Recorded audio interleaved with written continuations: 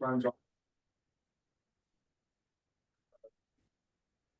I'm Rich Foley. I'm the deputy or the division chief, and I'm responsible for all the bridges and transportation structures in Caltrain, but also the state bridge up there.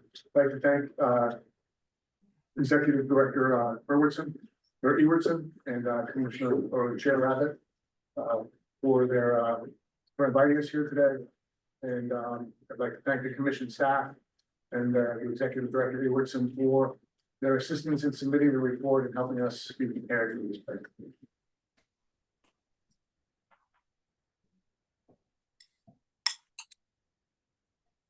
During today's presentation, we intend to discuss the following topics.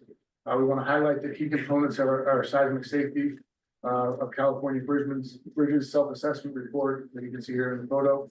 We want to discuss our emergency response planning and post-earthquake investigation team, what we call the PECA team. We want to highlight, we want to focus on our strategic planning efforts to ensure that we have a roadmap for the future of earthquake engineering and Caltrans, highlight on some research that we're doing, and also talk about the development and implementation of risk-based seismic design. These two pictures serve as a reminder of why Caltrans in the state of California have made significant investments into improving the seismic resilience of the state of California. During the height of the seismic retrofit program, Caltrans project teams would include these pictures with their presentations to remind our team that structural failures of bridges has severe consequences to those that we serve.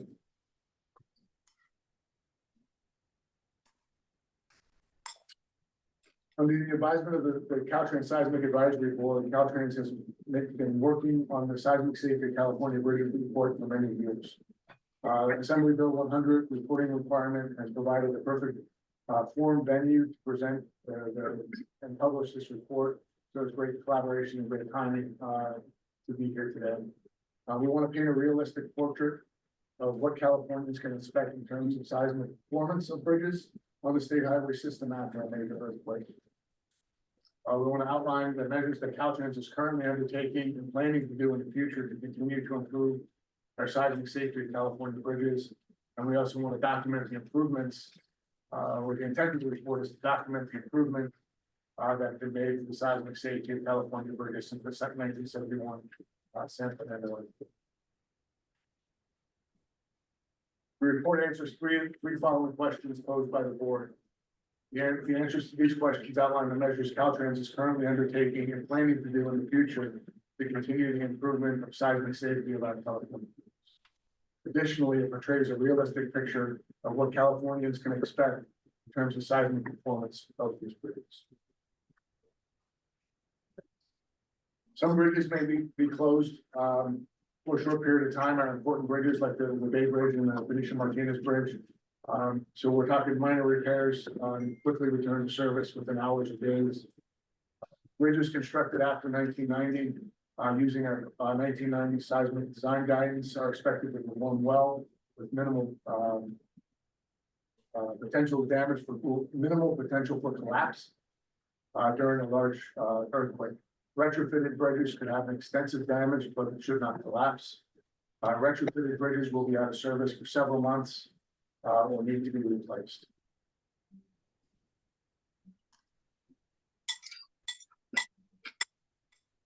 The report also outlines actions Caltrans is taking to reduce seismic risk to the state highway system. There's ongoing continuous risk assessment of California bridges throughout seismic screenings. We've done so in 2015 and 2019, and we're also working with our local assistance group to do that on local bridges. We started that effort in July of 2024, and it's going well. We've got 13,000 local bridges that we're going to be working on. We're going to be spending $3.5 million in federal funding to do that. And again, we started in July of 2024, and now we're on schedule. Caltrans is funding the seismic retrofit of state bridges to reduce the seismic risk in the state transportation system. The funding is managed through the Transportation Asset Management TAMP. We have 642 bridges with seismic vulnerabilities that have been identified. The seismic retrofit priority list has been developed. The state highway system management plan will provide $62 million over the next 5 years. The state highway operation and protection program, the SHOP, will fund $2.2 billion in bridge projects over the next 4 years.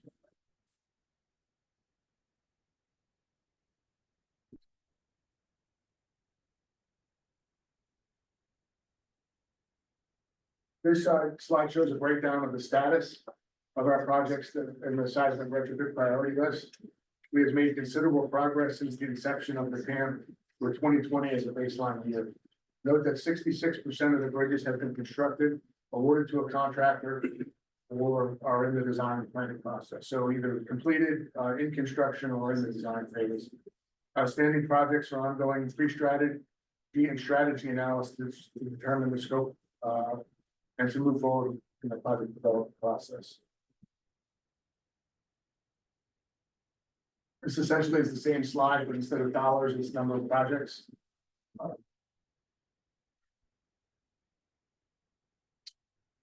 Seismic retrofit report. Hopefully will be where the expectations that it will be published today. And we'd like to thank the commission for allowing us to publish this on their website, as well as the Caltrans website. It's important that we share information with as large an audience as possible, to make sure that everybody has a clear understanding of what to expect when it comes. Next, I'd like to transition and talk about what we do when an earthquake happens.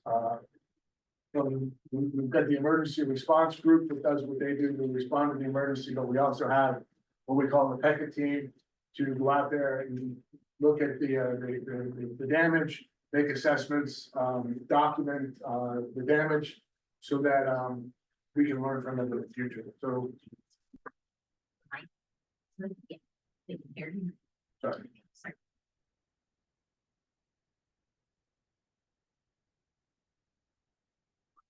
So this slide shows the organization chart of our structure emergency response organization. And notice that we've got cross collaboration with the Division of Maintenance and also the Division of Engineering Services. So maintenance is the lead responder, and the Division of Construction, well, the Division of Engineering Services, I should say, is a supportive role, but even not after.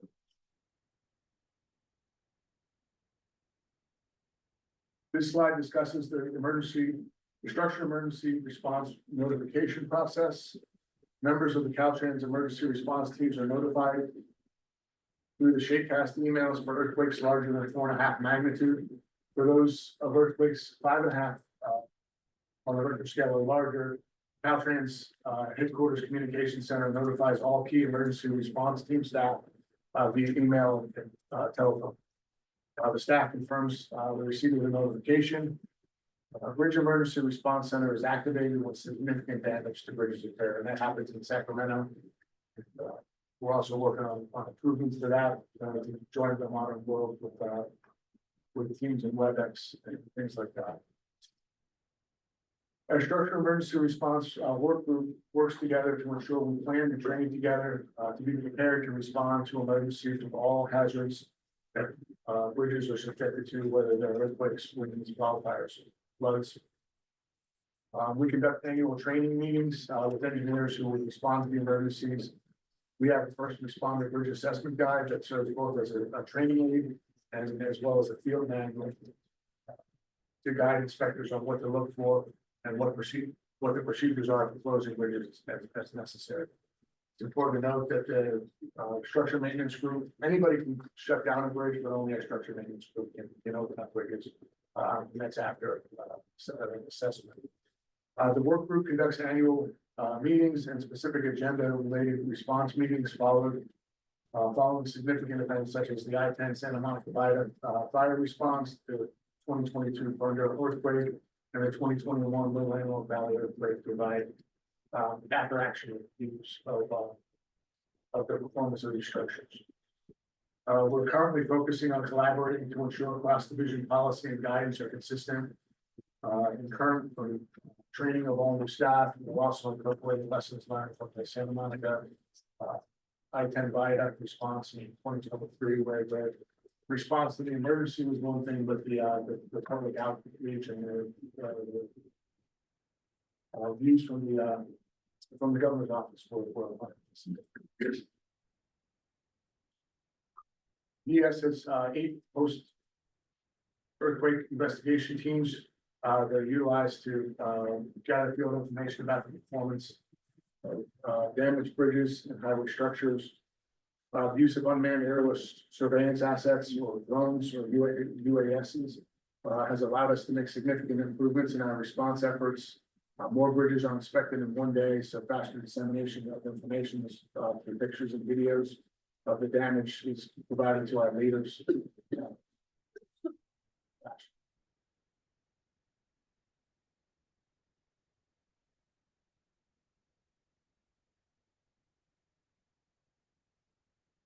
We use this information to improve Caltrans seismic design guidance and to retrofit procedures that have responded to every major earthquake since the 1971 San Bernardino Valley earthquake. Lessons learned from each earthquake are summarized in the report. Since 1989, the DES Peckett team has responded to 4 large earthquakes as outlined in the slide. Structure damage has been very limited in all these events, and the bridges have performed as expected. These events have allowed us to improve our operating procedures and have allowed our drone pilots to learn on the job and to improve their flight plans to ensure high quality images and videos for the design team are provided.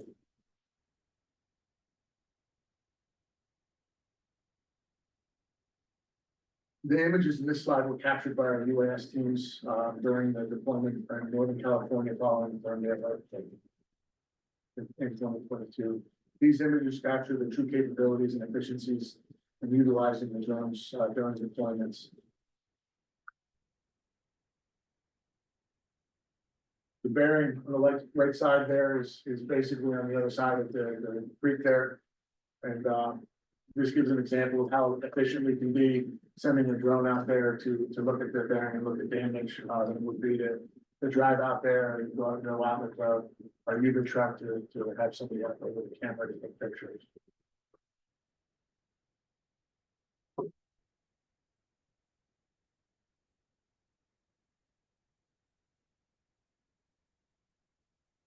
We'd like to take a moment to highlight 2 other significant efforts that DES is working on to advance earthquake engineering efforts at Caltrans. The first is a risk-based seismic design, which is an innovative method to assess and the risk and probability of bridge collapse based on specific seismic intensity levels, otherwise known as the seismic demand. That seismic demand was going to be compared to the capacity. So the seismic design of these bridges is then tailored to minimize or to assure the minimum probability of exceeding the large targeted damage state to ensure post-earthquake functionality. So we want to make sure that the capacity is greater than what we need as we move forward. Much of the country and the world is moving to performance-based earthquake engineering, and Caltrans, our BSD team is leading the way in that national effort. We've been working collaboratively with our colleagues in AASHTO and have hosted a very successful seismic advisory board workshop to discuss this issue back in May of 2024.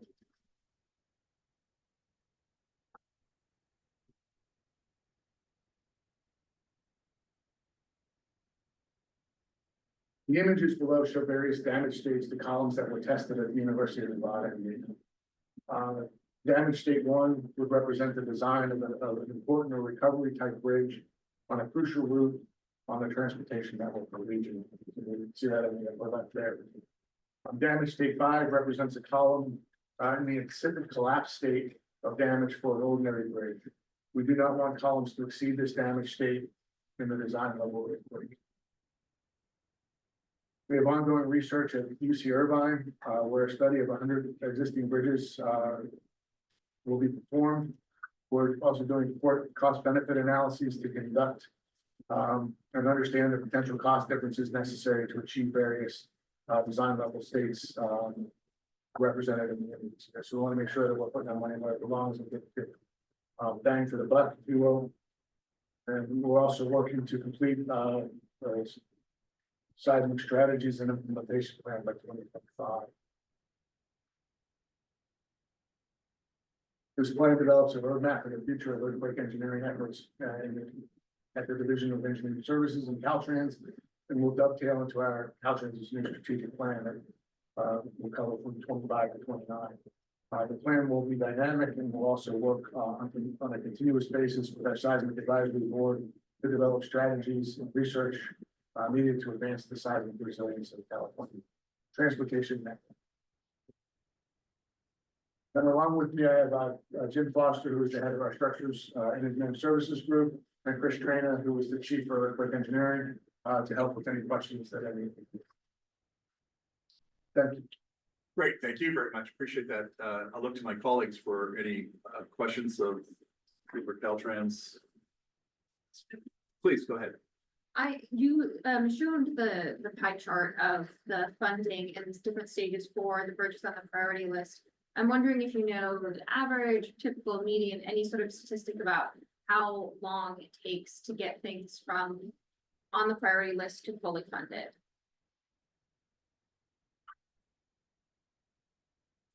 Any thoughts there? I will. Hi, I'm Chris Train. I'm the chief for the Office of Earthquake Engineering. And so the Transportation Asset Management Plan governs how we fund bridges. The cycle for a bridge, unfortunately, right now, it takes a lot of time, especially with the complicated retrofits. It can be a 9-year process. Our asset manager, Michael B. Johnson, has a chart that kind of shows how long it takes. We do the planning, pre-planning, things like strategy and pre-strategy meetings where we figure out the vulnerabilities of the bridges. And that's done really up early. But at the same time, we have the environmental process going on, which if you have a bridge that's crossing a river and you're going to be impacting species, things like that, it takes a long time to get the permits for these projects, even though, you know, they're very important projects to get done. So it can be a 9-year process. We do our best to shorten that down as much as we can, working collaboratively with our partners and all of our permitting agencies, and of course our districts that our bridge department provides service to. Anyone else have any questions? Yeah, I had a question. Can you hear me? This is Assemblymember Rodriguez. Please go ahead. Yeah, you know, we talk about the computer, or I mean, about the design of the build. Oh, hold on one second. Of the bridges as we plan for response to, or how they can withstand earthquakes. Is that just based on like computer modeling on how we design and prepare these bridges for being withstanding earthquakes? How is that design being put in place? So each earthquake is an opportunity for us to learn. So back in the 1971 San Fernando earthquake, that was a big lesson learned. Earthquakes Northridge and even Loma Prieta were all earthquakes where we learned an incredible amount of information and how Caltrans California bridges behave and respond to seismic activity. So some of the information we get is done based on that, and that's what the PECA team does, is to try to ascertain how the damage formed, whether why this structure failed, why this part of the bridge received damage and others didn't, and then we'll do research to support some of the design changes that we're making, and then we'll incorporate that into our design phase moving forward. Another thing I was thinking about, I know down in San Diego, we have a shake table down there. Is there any thoughts of maybe doing models of how the future for bridges to be designed and kind of put them on that shake table to see how they would stand? Just kind of looking outside the box, trying to use something like that to better prepare us to design these types of bridges. I don't know, is there any thought into that? Yes, we do use UC San Diego, and Peter Seidley, who was the head of the civil engineering program down there, did a lot of work for us back in the day. We continue to do work with them. And I think the research that we're going to be doing with the 100 columns is going to be done in UC. No, it's at Irvine. We're using a lot of local universities to do the research, not only San Diego, but Irvine, and also the University of Nevada, Reno, and the University of Cabo. Yeah, we can provide, where the research dollars are going and, we're trying to get out of the research, if that's something. Okay. Great. Had one more question, but I don't know if this would be something that we could look at or we're thinking about. So we talked earlier about some of these bridges, depending on where they're located and the strength of these earthquakes, some may go down, may not be accessible. So does anybody look at the design and planning to move people and goods if a bridge is out in those communities? What's the plans to reroute traffic, so to speak, or get aid to those areas if a bridge is we can't access it, right? Is that something we look at through Caltrans or that's somebody else? I think we look at that holistically. We have every year we have the Great California Shakeout, which we basically do simulations on earthquakes across the state. I believe this year is in Southern California, but we've done them in San Francisco, Los Angeles, and we're getting basically the local emergency responders, the state emergency responders, national emergency responders together to kind of go through the simulation and figure out where we do well and where we can improve. And if I may as well, Commissioner Rodriguez, and Yes. we've got Kevin McGowan on as well. We know that our local jurisdictions have emergency plans. They've got an operational area plan, generally at the county level. Individual cities can have their own things like transportation corridors, commodity movement, etc., are all factored into those emergency plans. And then, we've got the state emergency plan, and then all of that on a kind of a real-time basis in an event would be either monitored and or communicated through CalOES. Caltrans is always a super fantastic partner when it comes to events. They're generally in the State Operations Center with us physically, as well as they have their own dock. Kevin, I don't know if you wanted to add any more to that. No, I think you addressed the main points, but it's a collaborative process with public works agencies at the local level, all the way working through the op area construct with the state. So. Okay. Well, thank you. Good to know. I appreciate On the it. design side of the house, the risk-based assessment is going to take those types of things into account. The criticality of the infrastructure, we used to call them lifeline structures, now we're calling them important structures. But we're also taking into account, detours, those types of things. If the bridge goes down and it's an 8-hour detour, that's a higher risk profile than one that has a 20. Okay, thanks. Appreciate it.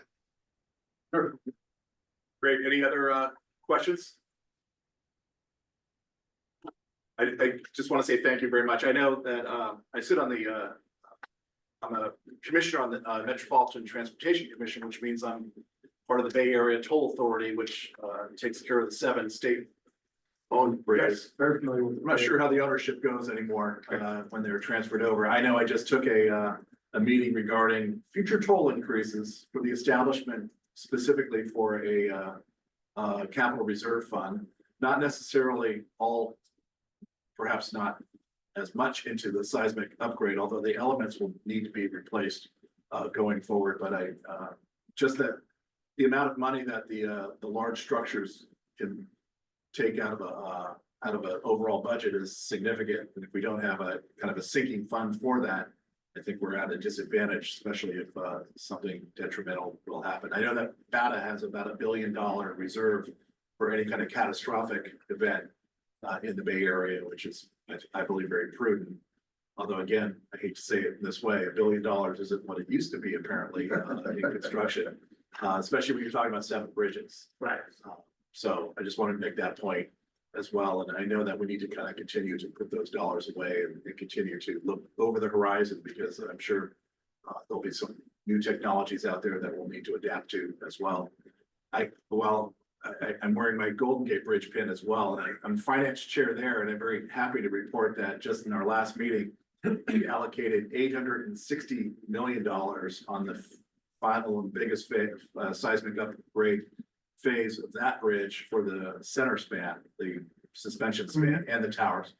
And that's underway now and through the design and taking a different approach. And perhaps that's something that can actually come back to this commission, because I think we've already taken care of the vulnerable approaches, and those are upgraded seismically. And then I think obviously what's notable there is the capital reserve fund for the bridge contributed, I think, about 260 million of that 860 million. So having that local match money to leverage the 400 million that we were very fortunate to get through Nancy Pelosi for the major bridge projects, which we're happy about. And actually 200 million, which was 50 million over 4 years from the state, which we also very much appreciate given the budget issues that are going on. So just to make those 2 points, and appreciate the work very much. Obviously, if the bridges go down for any length of time, it's a huge impact. So please. I just also wanted to let you know that John and I were recently at a workshop, and Professor Soga of UC Berkeley is working with Caltrans on traffic simulations following wildfires. So it's something that maybe in the future that work can be further expanded to include other districts. It's a good idea. Thank you. Yeah, we've learned well in our county evacuations, and every time we do have a project come forward, there's always an evacuation analysis for the traffic simulation. And having gone through Loma Prieta and a few others working in around the bay and having to cross the bridges, I remember those days, and it would be suit us well, or be well served to continue to be prepared for that as it comes forward. If there's no more questions, very much again appreciate you being here. Thank you for the presentation. Thank you for all the work. Yes, thank you. With that, you notice we skipped over item number 4, which is the approval of our minutes, waiting for a quorum. But we'll move on to item number 6, which is the California Community Colleges presentations on earthquake readiness and preparedness activities. And is it correct to say that while not perhaps subject to the AB 100 criteria, this is very much like an AB 100 report, which we very much appreciate the California Community Colleges coming before us and giving us this presentation. So I think we have, is it pointing? Yen? Totally. Good morning. Thank you. My name is Huang Wen, Director of Facilities Plan for the Chancellor's Office. Thank you, Commission, for having us here, or having me here, presenting on what our system has gone through and what we're doing currently. Do you mind if I share, or do you want to? Guess you're presenting the presentation, or I'm sorry. Let's see here. I'll go ahead and I'll share. Give me 1 second.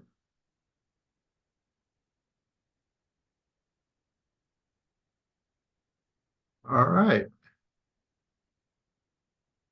Once again, thank you for having me here. This is our first time presenting to the commission, so I'll give a brief history of what our system has gone through in regards to seismic safety for our community colleges. With that, we'll start off with the Field Act. Back in 1933, there was a massive earthquake in Long Beach that impacted the surrounding regions, and of which so many schools were destroyed as part of this earthquake. And seeing that, Assembly Member Don Field saw the destruction and drafted a bill along with the state architect, George McDougal, I'm sorry. Not too long after, Governor James Rolfe Jr. signed into law the Field Act. As time went on, there were other additions that helped further the safety of our school structures and other types of amendments to happen. As part of the Field Act, there were some provisions as part of that, authorizing the state architect to develop statewide building code. As part of this building code or authority, the Division of State Architects, DSA, was given authority to review the as-built, the drawings, to either approve or reject the construction of new schools or modifications, updates, modernizations, alterations to any existing buildings that get submitted to their agency. California licensed architects or structural engineers were responsible for the preparations of the plans, but I'll go into that a little bit further in a little bit. And DSA reviews these plans and issues the certificates of compliance once it's approved. And that can take up to about a year from seeing it from my end when we communicate with our districts. Any violation of this provision is a felony on part of the process. What does it mean to be Field Act compliant? Basically, it's stricter structural code requirements in regards to our building. So that impacts K-12 as well as the community college system. Structural design work must be completed by structural engineers rather than civil engineers. And the review is also done by structural engineers as well, rather than the civil engineers. And our community college facilities must have continuous on-site inspection. So there on our program, we have DSA or inspectors on site on a monthly, at least monthly basis.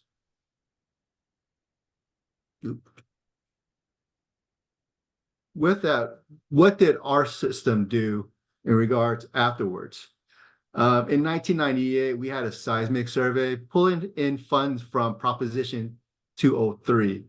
Around $900,000 was used to perform the assessments.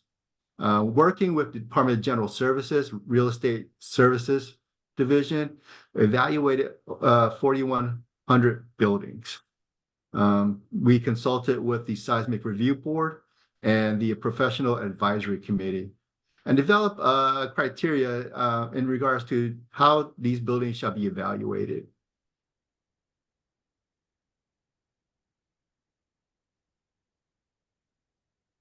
And the criteria included the building size, the age, type of construction, function, and occupancy. But what was excluded was large theaters, stadia, and student unions. These weren't eligible for the state capital outlay funding. As part of the survey, RESD established a 5-step evaluation process, basically developing an inventory database for all the buildings, looking at the technical evaluation, and with each step, buildings with higher risk forwarded to the next step for further evaluation. So if you get a ping on that building may be an issue, it moves further in that process for review. And finally, a report was written up. And this survey was patterned after the state building seismic program and evaluates the performance of the buildings as a result of a quake whenever it occurs. RESD's evaluation process factored in the soil types that each building was on, the ground, potential ground shaking and other geotech factors, location and proximity of the building next to a fault line, and the structural, mechanical, electrical systems within the building, and see if it can withstand an earthquake. And of course, the occupancy and function of the building also factors into how the building holds up.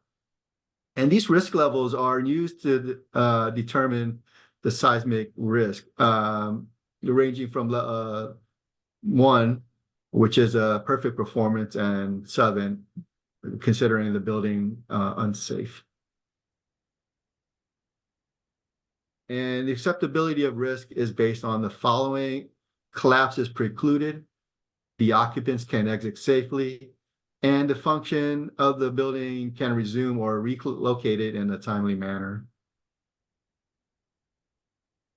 As a result of the survey, 80 buildings were identified as high risk or needed a seismic retrofit.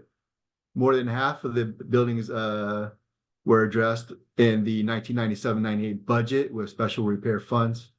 And any project over $400,000 was considered for funding through the Office of Emergency Services Hazard Mitigation Grant Program. And not all the buildings included in the GGS report due to the criteria used, going back to the 5 earlier mentioned. Moving along to the survey, some buildings were already identified to be replaced or renovated. Some buildings were already vacated or planned for new construction or acquisition of new facilities to replace those facilities. And buildings that were unacceptable, occupants were already relocated to other facilities. In addition to the buildings going through capital outlay program, there was another program called Scheduled Maintenance and Special Repairs Program. That's now called Physical Plant and Instructional Support. But back in the day, Scheduled Maintenance. In the 97-98 budget, it appropriated 39 million from the Scheduled Maintenance Program. And with that 20 million was also from the Prop 98 funds. It was a 1-to-1 match requirement for these projects. So $1 from the state, $1 from the district to take on these types of projects. The state's share was approximately $118 for this, for these scheduled maintenance projects, meaning not all of them were able to move forward. Total need was $174 million in that round.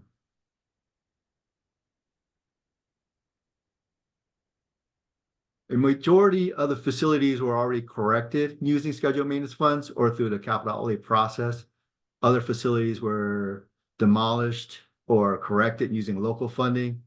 And the 1998 list of facilities surveyed has already been corrected by the state or the district. And that was the result of the survey right there. So all the facilities have been corrected since then. The current status as of now, we haven't had any surveys since then, as our office doesn't oversee the seismic safety of the system. Division of State Architects reviews all the project submissions, the as-built, looking for fire life safety, Field Act compliancy, so that's looking at building code. And any project, DSA has a rule called the 50% rule, where if the cost of the construction, alteration, addition of an existing building exceeds 50% of the replacement value, projects are required to meet seismic safety standards. With our current bond, Proposition 51, and DSA kind of updating the 50% rule a few years back, a lot of our facilities went through 50% rule, requiring them to update their facilities' seismic safety standards for their projects. The district's responsibility is to maintain, modernize, and expand as needed, and that's through looking at their educational master plan, basically looking at what their instruction needs are on each campus, and their facilities master plan is building or modernizing facilities for that instructional need. As part of that, they'll do reviews of each building as needed as they get funding for those facilities. Throughout all of this, our office runs the state capital outlay program, basically assisting districts with their planning efforts and reviewing their proposals to reflect the state priorities. Districts are submitting projects to our office for review. Could be, if you look there, different categories of Category A, which is life and safety. Category M, modernization of the facility, includes instructional or institutional. And Category G, which is growth of the instructional institutional support space. And Category encompasses the seismic portion as well. And that's high priority for our system, for our program as well. And that's the, if you look at it, it's broken down into 3 different categories. Category A1, health and life safety. Category A3 is where we're focusing on is the seismic retrofit. And you're looking at structural failure during a seismic event. If you see there, we also have A4, which is infrastructure, sewage, electrical across the campus there. And if you look at even further for category A3, as part of that proposal, if a district becomes aware that a facility may have issues, they'll go out to a vendor and have that consultant take a look at that building that could be in danger of requiring seismic retrofit.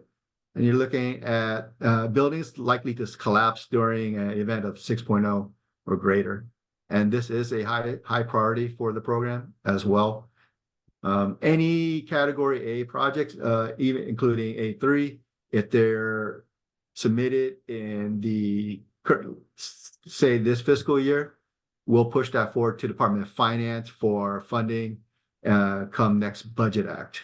So we're in 24-25. We're looking for 25-26 funding. But however, our program is limited to the GO bond program. We're not funded through the general fund or anything like that. So our projects are limited. So Proposition 2 coming up in November for $1.5 billion for our system for this program. With that, category A projects can take up to 50% of the GO bond. Anything remaining will go into categories M and G.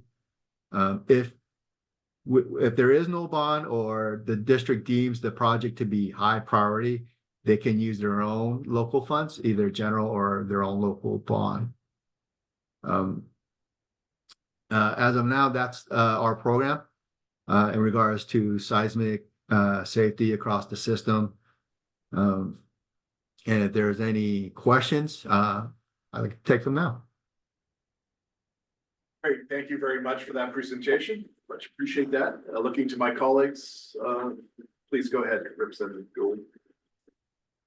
Good morning. Thank you for your report. You mentioned early on when you were discussing the 1998 survey that certain buildings were excluded from the survey. Do you happen to know the philosophy why those buildings were not excluded? And I ask it from the perspective, it seems like it was stadiums, theaters, buildings that would hold an assembly group of people. So I would think it might be important to understand their performance, but maybe there's some history there as to the decision. I was curious. Oh, thank you for the question. Our state capital outlay program does not fund projects that can generate funding. And that's just the way the program has been set up since the beginning.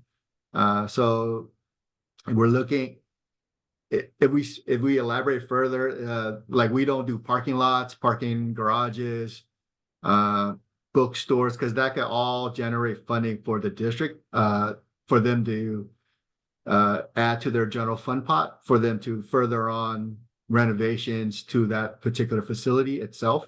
So the onus would be on the district to take care of their own stadium or the other facilities.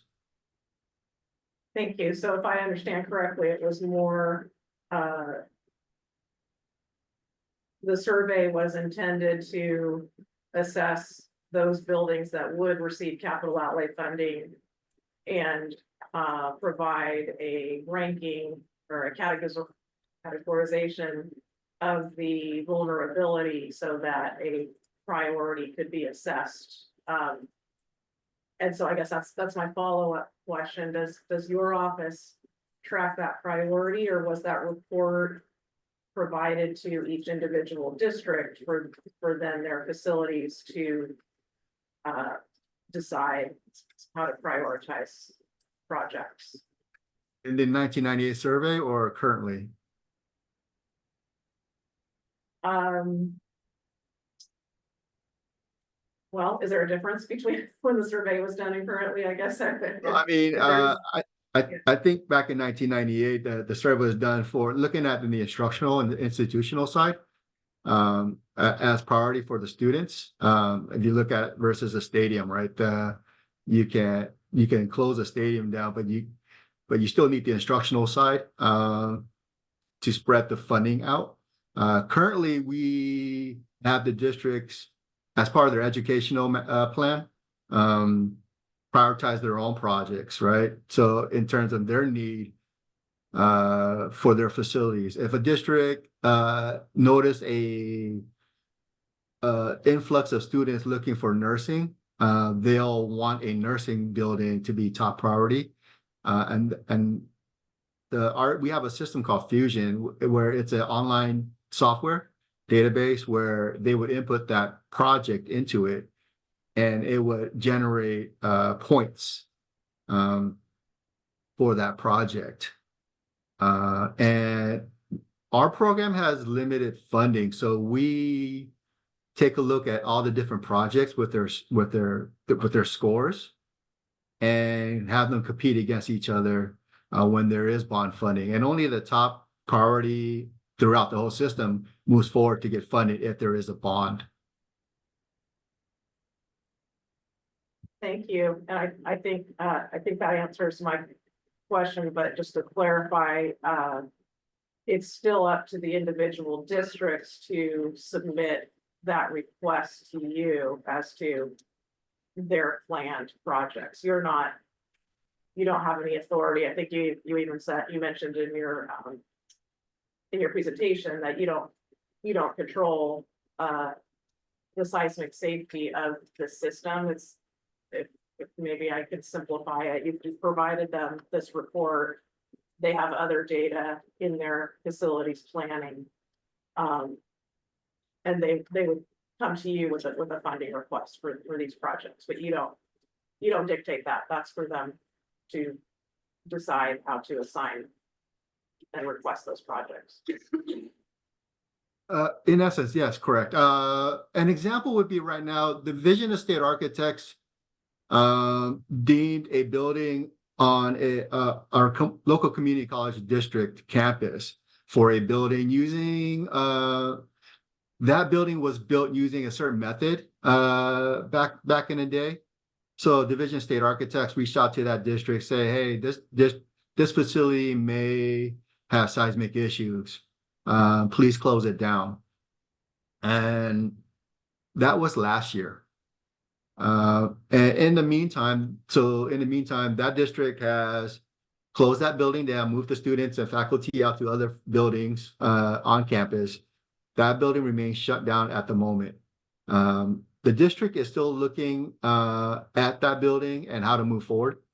So they hired recently a vendor to take a look at the building to check out the issues with it, and may submit an FPP, which we call a final project proposal, later this fiscal year to move forward to get Category A funding. Right now, it's still on the district side. They haven't submitted, so we're just waiting for that at the moment. So it is upon the district to submit those types of projects because the program requires local funding as well for these types of projects, unless they can deem themselves as having no funding or not, or have the ability to not have any funding as or bond or general fund. So there are some different nuances to it, but all in all, it is dependent on the district submitting a project to state, hey, we want to move forward with this type of seismic project. And at the moment, that one is on the district side, waiting to do their thing for their review and their consultancy and checking out if they have funding on their end. Thank you very much. That was a great example and answered my questions. Thanks again for your presentation. Thank you. Commissioner Commissioner Silva? Silva? Thank you very much, and thank you for the presentation. I appreciated the state architect's questions about the congregate facilities, for lack of a better term, stadia, et cetera, because at first blush, when I read the report yesterday in preparation for today and then listened to today, it almost sounds like there's a lack of recognition in the standards that you're talking about related to stadiums and theaters, that places where people congregate can be dramatically impacted. And as we look at the 25th anniversary of the Loma Prieta earthquake, I will remind everyone that the giant state baseball stadium was filled to capacity because it was a World Series game. And it occurred within 10 minutes of the opening play. So it's the protection of the people that might be congregated there, even though they bought a ticket. So what kind of guidance do you provide all of these separate districts from the state community college system as to what they need to be looking for structural integrity of their facilities, including these congregation environments? All districts, campuses, they hire architects, structural engineers, and their consultants all have to follow California Building Code for their facilities. And once those drawings are done, those drawings are submitted to Division State Architects for that review. And I know Ida is part of this commission, and we work together in regards to trying to figure out, looking at actually 50% law recently. So their agency oversees the safety or the review of the projects for the safety of the campus itself.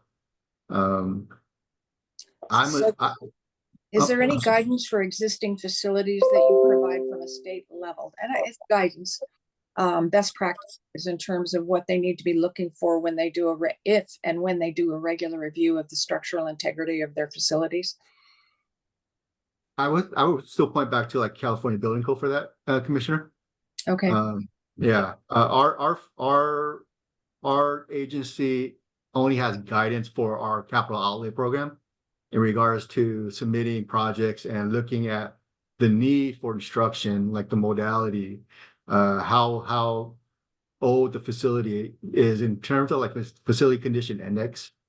So we don't take part in stating, oh, you're going to need this type of rebar or wood or anything of that nature. That goes to the other agencies within the state that manages that.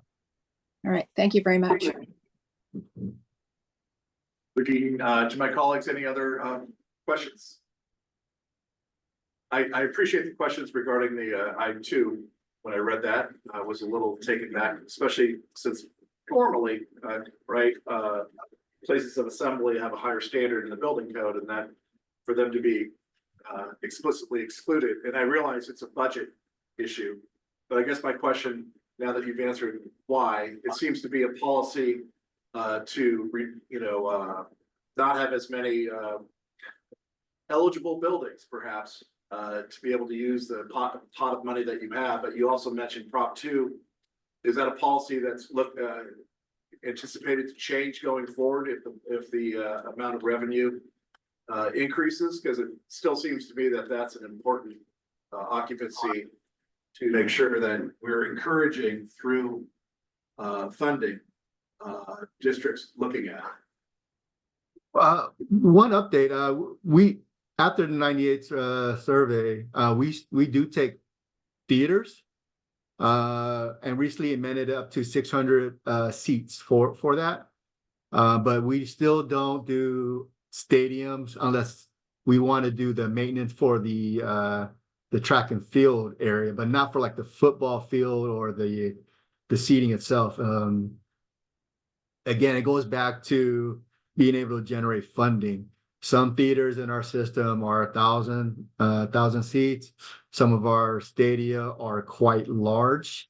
So they do pull and require a lot of funding for those, and that takes away from the instructional side versus what the district's trying to do in 14th Spirit, right? Which it's different than what our goals are. In terms of need, we have within the next 5 years around $28 billion of need for modernization and growth. 22 billion for modernization, 6 billion for growth. So 1.5 billion is still a drop in the bucket in regards to that. So we don't want to have our money going towards stadium, which could cost 200 million dollars for a football game or the like. Okay. Any other questions of my colleagues? Vice Chair Garz. Just on a follow-up to that, is there a requirement then for those facilities that are self-generating? Is there a requirement for them to do the surveys and to do the required research to make sure that they are prepared, and if they do need retrofitting, that even though it's self-funded, that they're required to do that? I'm sure they do follow-ups on those facilities, Commissioner. In regards to actual like rules, policies, regulations, I'm not aware of it. I can follow up. Thank you. Not to, Please. take, I can help out with that, Hong, and by the way, Hong, I'm with the Division of State Architect, I'm Diane, representing, Commissioner Claire today, but, with regard, that's a great question, Vice Chair Garnes, and that's the struggle, Hong mentioned earlier, so DSA is the authority over community colleges, and we have that 50% rule.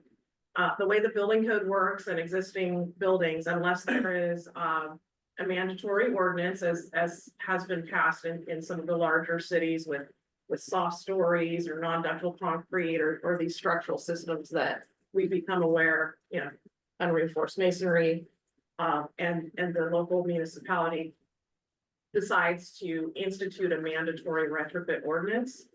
The way the building code works, existing buildings continue to exist until you do a project that causes enough work for it to be looked at. So it's interesting, the survey was done, if I understand correctly, the survey was done by the CCC to help them assess these requests for funding for their capital outlay funding. So I do understand from the perspective of, they have that policy or rule about not funding the revenue generating facilities. They're saying, why are we going to waste our time on this survey for those that we won't fund? But that is a big gap because they are high occupancy buildings. I thought the same thing, Commissioner Chair of Loma Prieta. I remember seeing the news stories of everyone in Candlestick Park during the quake. So, but there, until, and DSA does not have that authority to mandate these evaluations. So it would take legislative action, really, and I believe that now I can't recall from your beginning of your presentation if that was I don't think that was legislative action that caused that 1998 report. I think that was maybe your own the CCC's decision, but that's what it would take, is to say there would need to be the legislature would need to decide, we need to assess all the stadiums and theaters in the state of California. That's what it would take. Otherwise, it's only if they want to expand the theater, then depending upon or renovate it. And then in the case of a community college theater, if that proposed project exceeds 50% of the replacement value of that building, then the first step is to get an evaluation of it to determine if there's seismic buildability and incorporate that in the renovation project. I appreciate that. For what it's worth, I know in the public realm, if there's fewer funding opportunities, that work will remain below the 50% threshold. Oh, And that we're doesn't do us well any, aware of that, yeah. that does none of us any good. no, And if we use, and Amen. again, as a politician, I know that okay, you wanna have a smaller pot to spend your money on, but it's really, to me, seems to be a very arbitrary, I get the public construction side of things, but we're talking safety of assembly areas. And if we use revenue generation as a criteria, certainly the Bay Bridge that generates 275 million a year. Oh, we don't need to include that, and that just doesn't sound like that's where we want to go. And I realize there's never enough resources, but to preclude 3 types of assembly spaces, just because they can generate a ticket, God help you if a football ticket or a baseball game ticket is gonna have a seismic upgrade surcharge on it. And I don't know if we're ever gonna move forward from that. Did I hear someone on? I had a quick line? comment. Please. Yeah, just kind of wasn't going to say anything, but now just looking more into it and hearing everybody's discussions, I think you're right. I don't know who said that. It has to be a legislative fix here from the Capitol. I mean, I look at California, and we all have to agree that this is a disaster-prone state. Things are happening here more than ever, and climate change is real on top of everything else. But whether it's a location that generates revenue or not, I think we should still look at these areas as a potential for what they can do in types of earthquake, right? Especially when these stadiums and buildings are filled to capacity with folks, things are going to happen, and maybe a case by case basis, or maybe on the location, we should look at those. But once again, I think we need to take the seismic education knowledge and whatever we look at it, very important, because once again, things happening here in California, and I think we need to be very aggressive moving forward on these things, because as we see, things are happening more ever than before. And I think we should just be aware of it. And I think we shouldn't put a price on somebody's life, because we're here all working together to provide safety and comfort for those across the state, and whether we're in a disaster prone area or not. But I just think something we should really take a look at it, and hopefully get everybody's input and see how we can do it in one case or another. Just a comment I wanted to say on that. Thanks. Great, thank you very much for that. Appreciate it. Again, looking at my colleagues for any last questions, comments, or concerns. And just got to say thank you to our California community colleges for making the presentation today, taking the time. Really do appreciate it. Appreciate all the work. Look forward to discussions in the future. So thank you. Great, thank you. We shall move on to item number 7, which is our University of California, Berkeley, our Pacific Earthquake Engineering Research Center, or PEER projects. We have Khalid. Here. Who's in line? There we go. Khalid. Yep, I'm here. Thank you very much. You all see my screen? I just shared it. Yeah. Okay. Well, thank you for having me. I will give an update on the active projects within the PEER Center. I reduced the number of slides from those you have at your hand just to stay within the 15-minute time. So if there are any questions about the slides I will not show, there were some redundant slides, so I took them out. Feel free to email me. There are more information about our center in this website, peer.berkeley.edu. So as most of you know, PEER is a university, government, professional, and industry alliance. We combine resources of major research universities in the Western United States, where earthquake hazard is large. So currently we have 11 core institutes. Berkeley is the headquarters, and 9 educational affiliates. There was a mention about the UC San Diego shaken table. Because of our 11 core institutes, we have these experimental facilities where research can take place. We have the largest two 6 degree of freedom shaken table in Berkeley and San Diego, a large soil box mounted on a shaken table in University of Nevada, Reno, a large geotech centrifuge in Davis, and a field testing facility in UCLA, a large testing facility for seismic isolator and supplementer energy dissipation devices also in San Diego, and a large tsunami wave tank in Oregon State. And here I quote the commission report back in 2007 when they conducted peer review for the center. We continue being the research arm of the state of California in earthquake engineering. So currently the major sponsors for research at peer are the state of California through the TSRP program, which I will talk about in a next slide. And also the UC Berkeley is one of our funding entities, particularly the College of Engineering, because peer is also an organized research unit within the Berkeley campus. Caltrans is a big supporter of peer research through the peer bridge program, which I will also talk about in the next slide. And the California Office of Emergency Service recently have been funding 3 projects within the peer center. CGS, California Geological Survey, California Energy Commission, Lawrence Berkeley Lab was funding from DOE. We also have joint projects, and finally BART. We have several projects funded by BART. The TSRP, the Transportation Systems Research Program, is our largest program. The fund comes straight from the state of California to the UC Office of the President, and then peer gets the funding, and we use that to issue requests for proposals to our 11 peer institution, the core one, because we only allow PIs from these core institutions.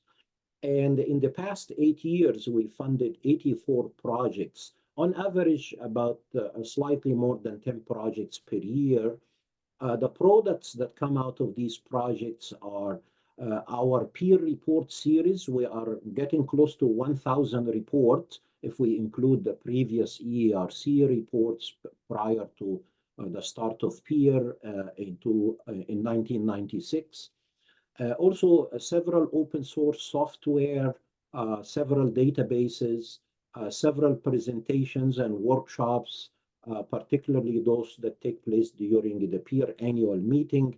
And also we hold several blind predictions or challenges where some of the experimental facilities I mentioned, experiments are conducted, and then we invite the peer community to predict what happened in these experiments without knowing the results, so we can test our developed models and software and our knowledge in general in earthquake engineering.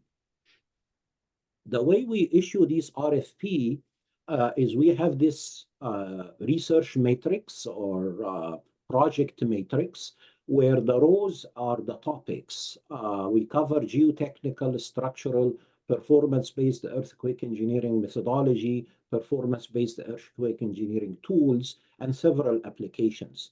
The columns are the scales of the study, from micro level to material to component level to structure level to network, and finally to regional level. The bubbles are individual projects in these different cells. And the size of the bubble is the amount of funding going into these projects. So they in the range of 50 to 200K per year, depending on whether it has an experimental component or pure computation. So every year we revisit this matrix and look at areas where the cells are empty and we issue an RFP to target research in these cells if the research committee feel it's an important area of research and has research gaps. The peer bridge program funded by Caltrans, it's more focused on these 8 topics. We are adding topic number 8 this year. This project is ending its first phase past 4 years, where we funded 15 projects. These tend to be larger because they usually have an experimental component in the order of 200 to sometimes 400K. And the 8 topics that will be renewed for another 5 years with $5 million funding from Caltrans will include bridge sustainability and maintenance, new materials, bridge modeling and analysis, accelerated bridge construction, performance-based earthquake engineering and bridge reliability, bridge foundations and retaining walls, intelligent design tools and bridge design aids, and the new topic is geohazard and multi-hazard engineering. The RFPs that we issue in collaboration with Caltrans only target the 8 peer public institutions because the master agreement insists on the PI being from a public institution. We have 3 other private institutions. They can be co-PIs, but not PIs. So some highlights of the major programs and initiatives. I mentioned 84 projects in the past 8 years from the TSRP, 15 projects in the past 5 years from the Peer Bridge program.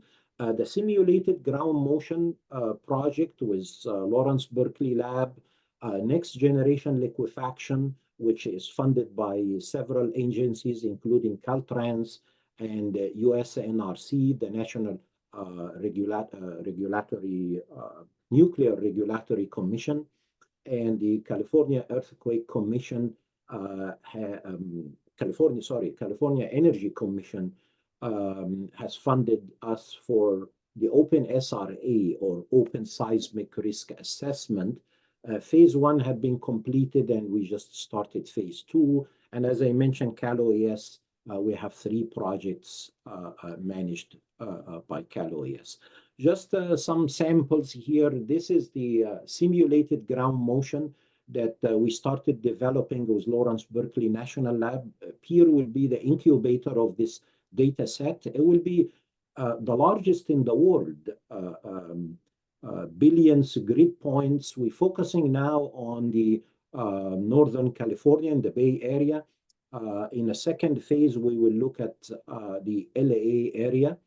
And this combine geophysics knowledge with engineering knowledge such that we can have physics-based ground motion that's representative of the site conditions, geological conditions, different scenario of the faulting mechanisms, and how to use this such a massive data to analyze things on a regional scale so we can have a good understanding of regional earthquake hazard.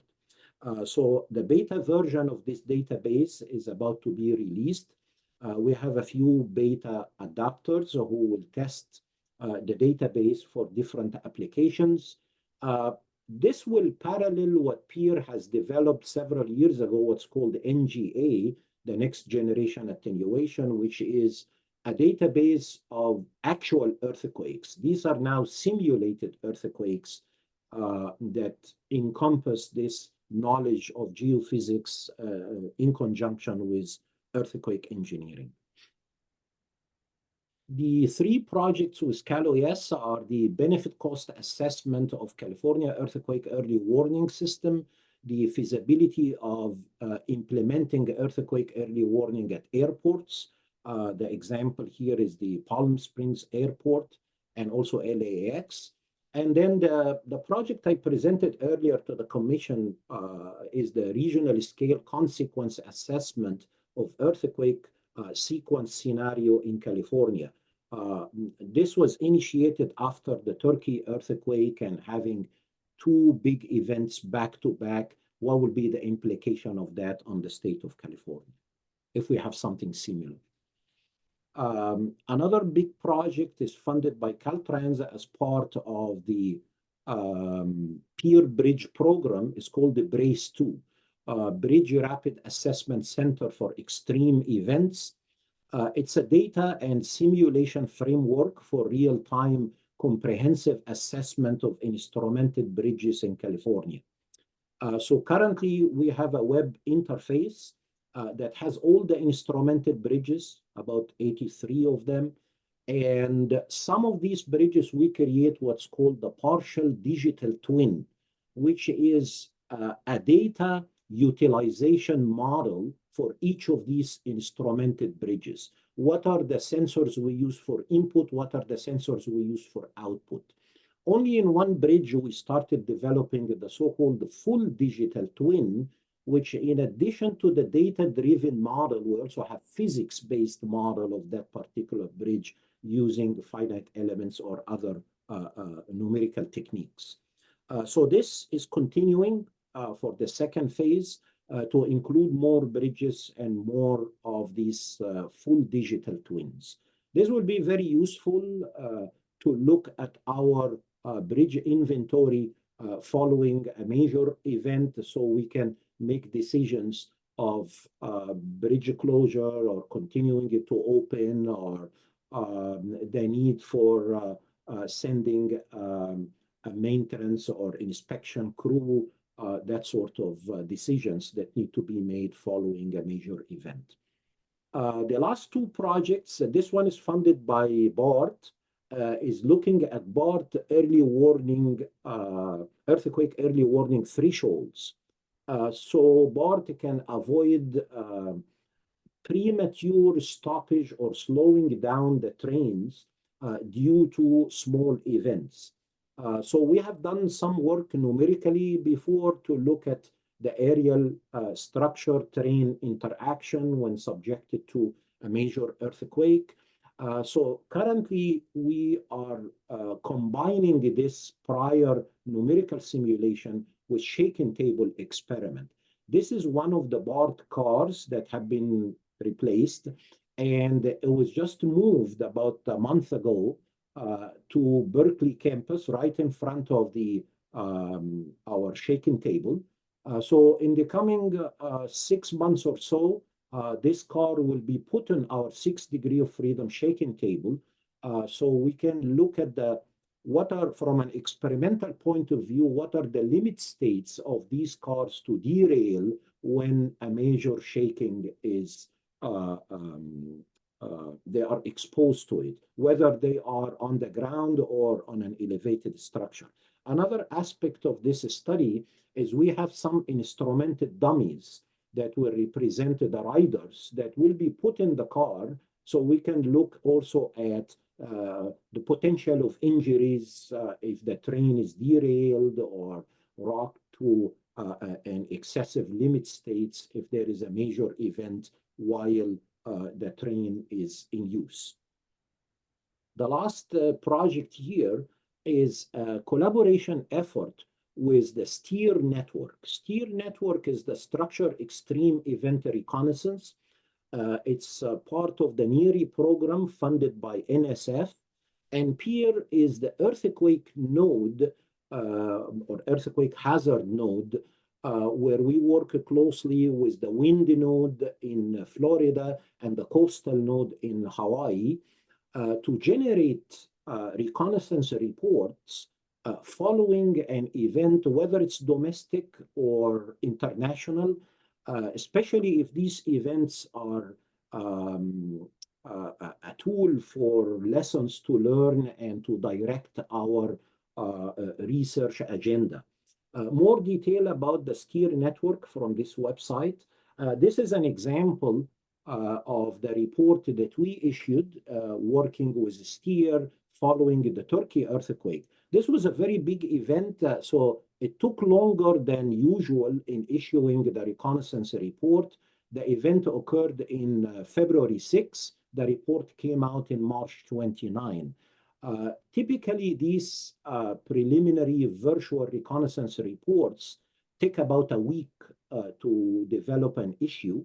But this one, because it also had some field investigation that was included in this report and some local participants in producing this report, it took a little longer than usual. So this is our effort for reconnaissance for local and international events. That's my last slide, and I'll be happy to answer any questions. Great, thank you very much. I'll look to my colleagues and see if there's any questions. Not seeing any online either.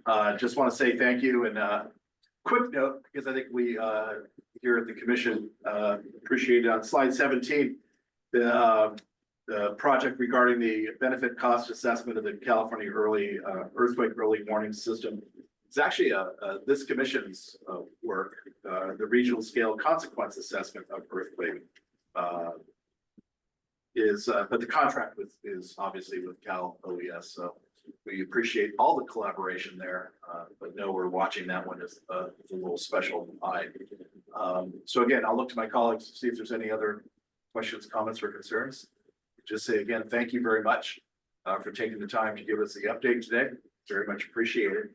And with that, we shall move on to item number 8. To the earthquake early warning and shakeout update. And Thank you. Lori had to step out, so Jose Lara from the Seismic Hazard Branch will be presenting on her behalf. okay.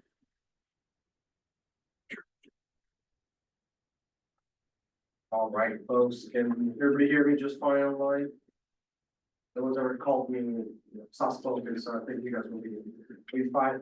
How's it going, everybody? My name is Jose Lara. I'm the Seismic Hazards Branch Chief for Cal OES, and as part of my duties, I oversee the earthquake, tsunami, and volcano program for Cal OES, but also the California Earthquake Early Warning System, and that's where that's what I will be focusing on. Yeah, there we go. Okay. Give you guys a couple of updates, not only on the recent earthquake activity, but also some of our there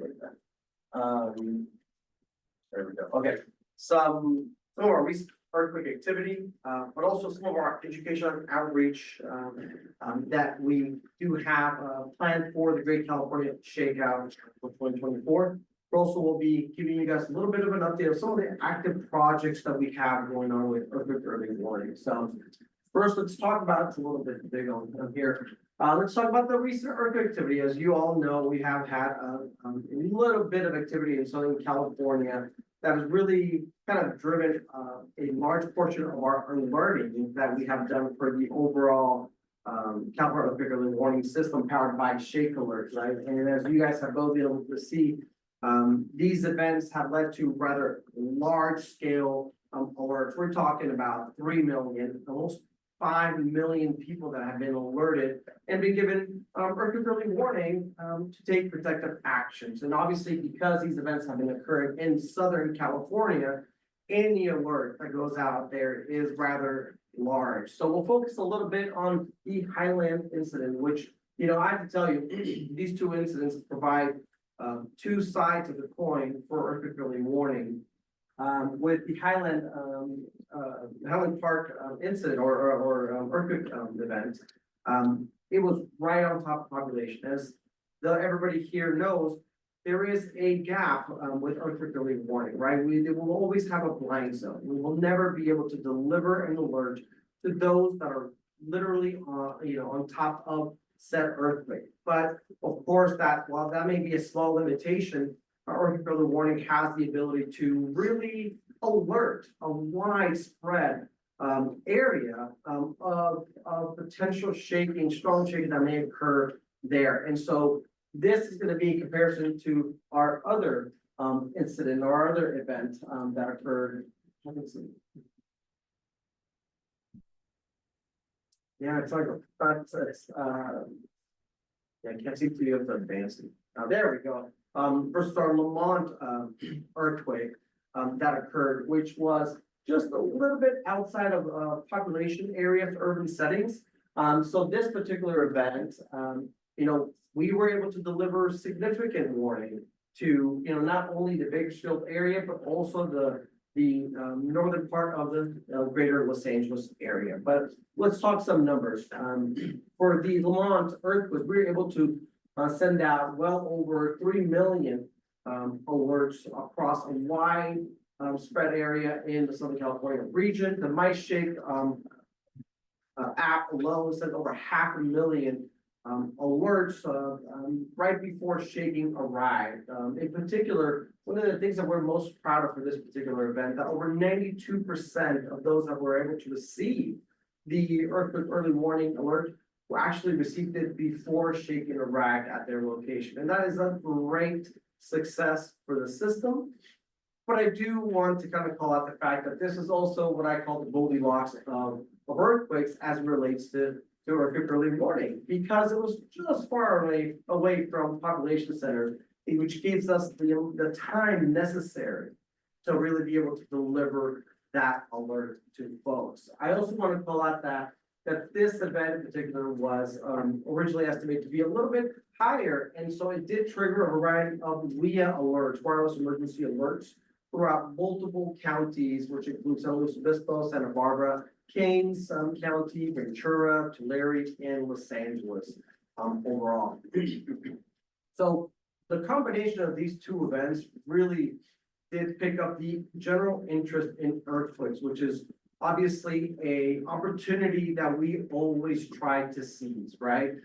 Because earthquakes are a little bit more infrequent, at least consequential ones, it's always the challenge for all of us to make sure or to try to maintain people's attention to it, right? How do we get people to take that action step of really preparing themselves? So these events really offer us an opportunity and truly a reminder for us all to prepare now for the eventual earthquake that will happen. And based around these events, we obviously were able to take advantage of them and execute our rapid response plan. And we're able to secure some earned media interviews to make sure we get the message out to people to take actions now to better prepare and know what to do during an earthquake, right? Which is drop, cover, and hold on. The MyShake app performed incredibly well. In the last few months, we've sent out millions of alerts and have seen the download rate significantly increase. And it hasn't just increased during the events, it's actually increased overall on a day-to-day basis, even when there is no earthquake to speak of. You know, we've actually almost doubled our daily download rate, and we obviously can attach that to all of our efforts, but really it's the general interest of earthquakes because of this activity. We do want to also mention that that the Highland earthquake, you know, while there was really no damage to speak of, really kind of sparked that interest in how the system performed. As you all know, once again, the limitation is there's going to be a blind zone for every alert that we do. And that's something that really was generated from the Highland Park. And it's our job to really make sure that we educate folks and let them know what earthquake early warning is and what it's not. But lastly, the MyShake app really performed well, and we are our partners in the MyShake app, which is the UC Berkeley Technology Lab, who are the developers of the app. Obviously, Kelly is able to provide funding for it, but ultimately it's their work, their genius that really makes this app happen. Let's give you a little bit of an update on our system operations for the California Earthquake Early Warning System. As you guys can see here through this map, we have siting centers throughout the state, and we have approximately 119 stations left to go to actually begin, or actually to complete the full array of sensors in the network itself. I want to point out that we don't have 119 stations to build, but rather to, these stations for the most part are already, there's more stations than shown that are already built, but just not contributing because there is a pretty, long run to actually being for sensors to be accepted into the system at large. So These are great numbers. We're nearing the end. Hopefully within the next year or so, our network will be fully built out with a full 1,115 stations contributing to the Shake Alert network. So Calias in particular are tracking on, about 3 more stations that are really remaining to be built out. All the stations have been fully funded by the state of California for the ones that Calias is responsible for. But really, what you can see here is a partnership with a lot of agencies that are really kind of leaders in this space. We always want to thank our CGS partners who are really our technical experts for earthquakes and EPW, but also our academic partners and other state agencies such as BWR that really kind of take part in the system at large. We also have our active PSC microwave project, which provides a rather large resiliency to the system, right? We are able to get a connection telemetry from stations that really would have no other way to send out data without the microwave network from our PSC colleagues. So we do have a few of those sensors that still need to be connected, but we hope to be able to finish connecting all of our sensors. Just under about 25% of all sensors will be tied to the PSC microwave network, which will give us great resiliency and an ability to really surveil the state in the areas that really have no other way to connect. We do, as part of our system ops activities, we are looking to be more redundant in our ability to deliver alerts to all of California. And one of the projects that we are really excited about is what we call the Data Casting Project, which is a partnership with America's Public Television Stations. And this is an association that represents really all the PBS stations throughout the nation. We have been working with the California Public Broadcasting stations, which are the PBS stations for California, to really purchase and install data transmission equipment that will enable PBS stations to actually project an alert utilizing the TV spectrum that is actually reserved for public safety and push out an alert at speeds that are truly amazing to us. We've seen latency as part of this project to be under 2 seconds, which is just incredible. And I'll explain to you a little bit later on why that's important. Either way, we have about 6 remaining PBS stations that need to be outfitted, and after that, we will have covered all of California, 100% of the PBS stations that are available to us, and actually one in Nevada, which is the Reno station, which actually covers a lot of California, right? Really excited about this. Will be completed by the end of the year, and our focus really is on delivering a little bit of resiliency and redundancy, but also to be able to deliver alerts to the people that are hardest to reach, which is our rural counties and our rural areas. This project will get to places that maybe cell phone coverage has not been able to arrive, or where maybe even internet has been unable to arrive. So this is truly an important step for us to be able to bring the alerts to the most vulnerable and at times hardest to reach places in California. One of our other projects that we have is obviously earthquake early warning. The big thing that we push out is delivering alerts to people, right? We're always centered around people. Everything we do is really about people, but ultimately EPW and its future has more to do with automated protective actions, which essentially means that if an earthquake were to be occurring, things would take place without an individual doing anything whatsoever. Similar to what fire sprinkler, sorry about that. It took me a while to get there. Fire sprinkler, right? If a fire were to occur, nobody needs to do anything, they will just turn on. And that is the future for the California Earthquake Early Warning System, is to enable automated actions to take place, in your buildings, in your homes, in your workplace, without anybody doing anything. And the best way that I can kind of visualize that for you all is that if we were going to have an earthquake, here in this location, sorry about that, we would have automated announcements throughout the building that says something to the effect of, earthquake, the shaking will come your way, drop cover, hold on, right? That's really the future. And the best way that we have been able to kind of also apply that to the public safety sector is through fire stations, right? We want to hear, or we want to automate certain things in certain key aspects of our society so that we are ready to respond during an earthquake. And one of those ways is through fire stations, as we saw in Realdale. One of the things that the Ferndale earthquake that just happened a year and a half ago, 2 years ago now. The fire department wasn't able to respond as quickly as they could have because the bay doors were actually misaligned and they couldn't quite get their apparatus out. And so this is one of those projects that we hope will deal with those types of issues that can happen after an earthquake. We're really excited about this pilot project. We have 3 fire departments that are participating.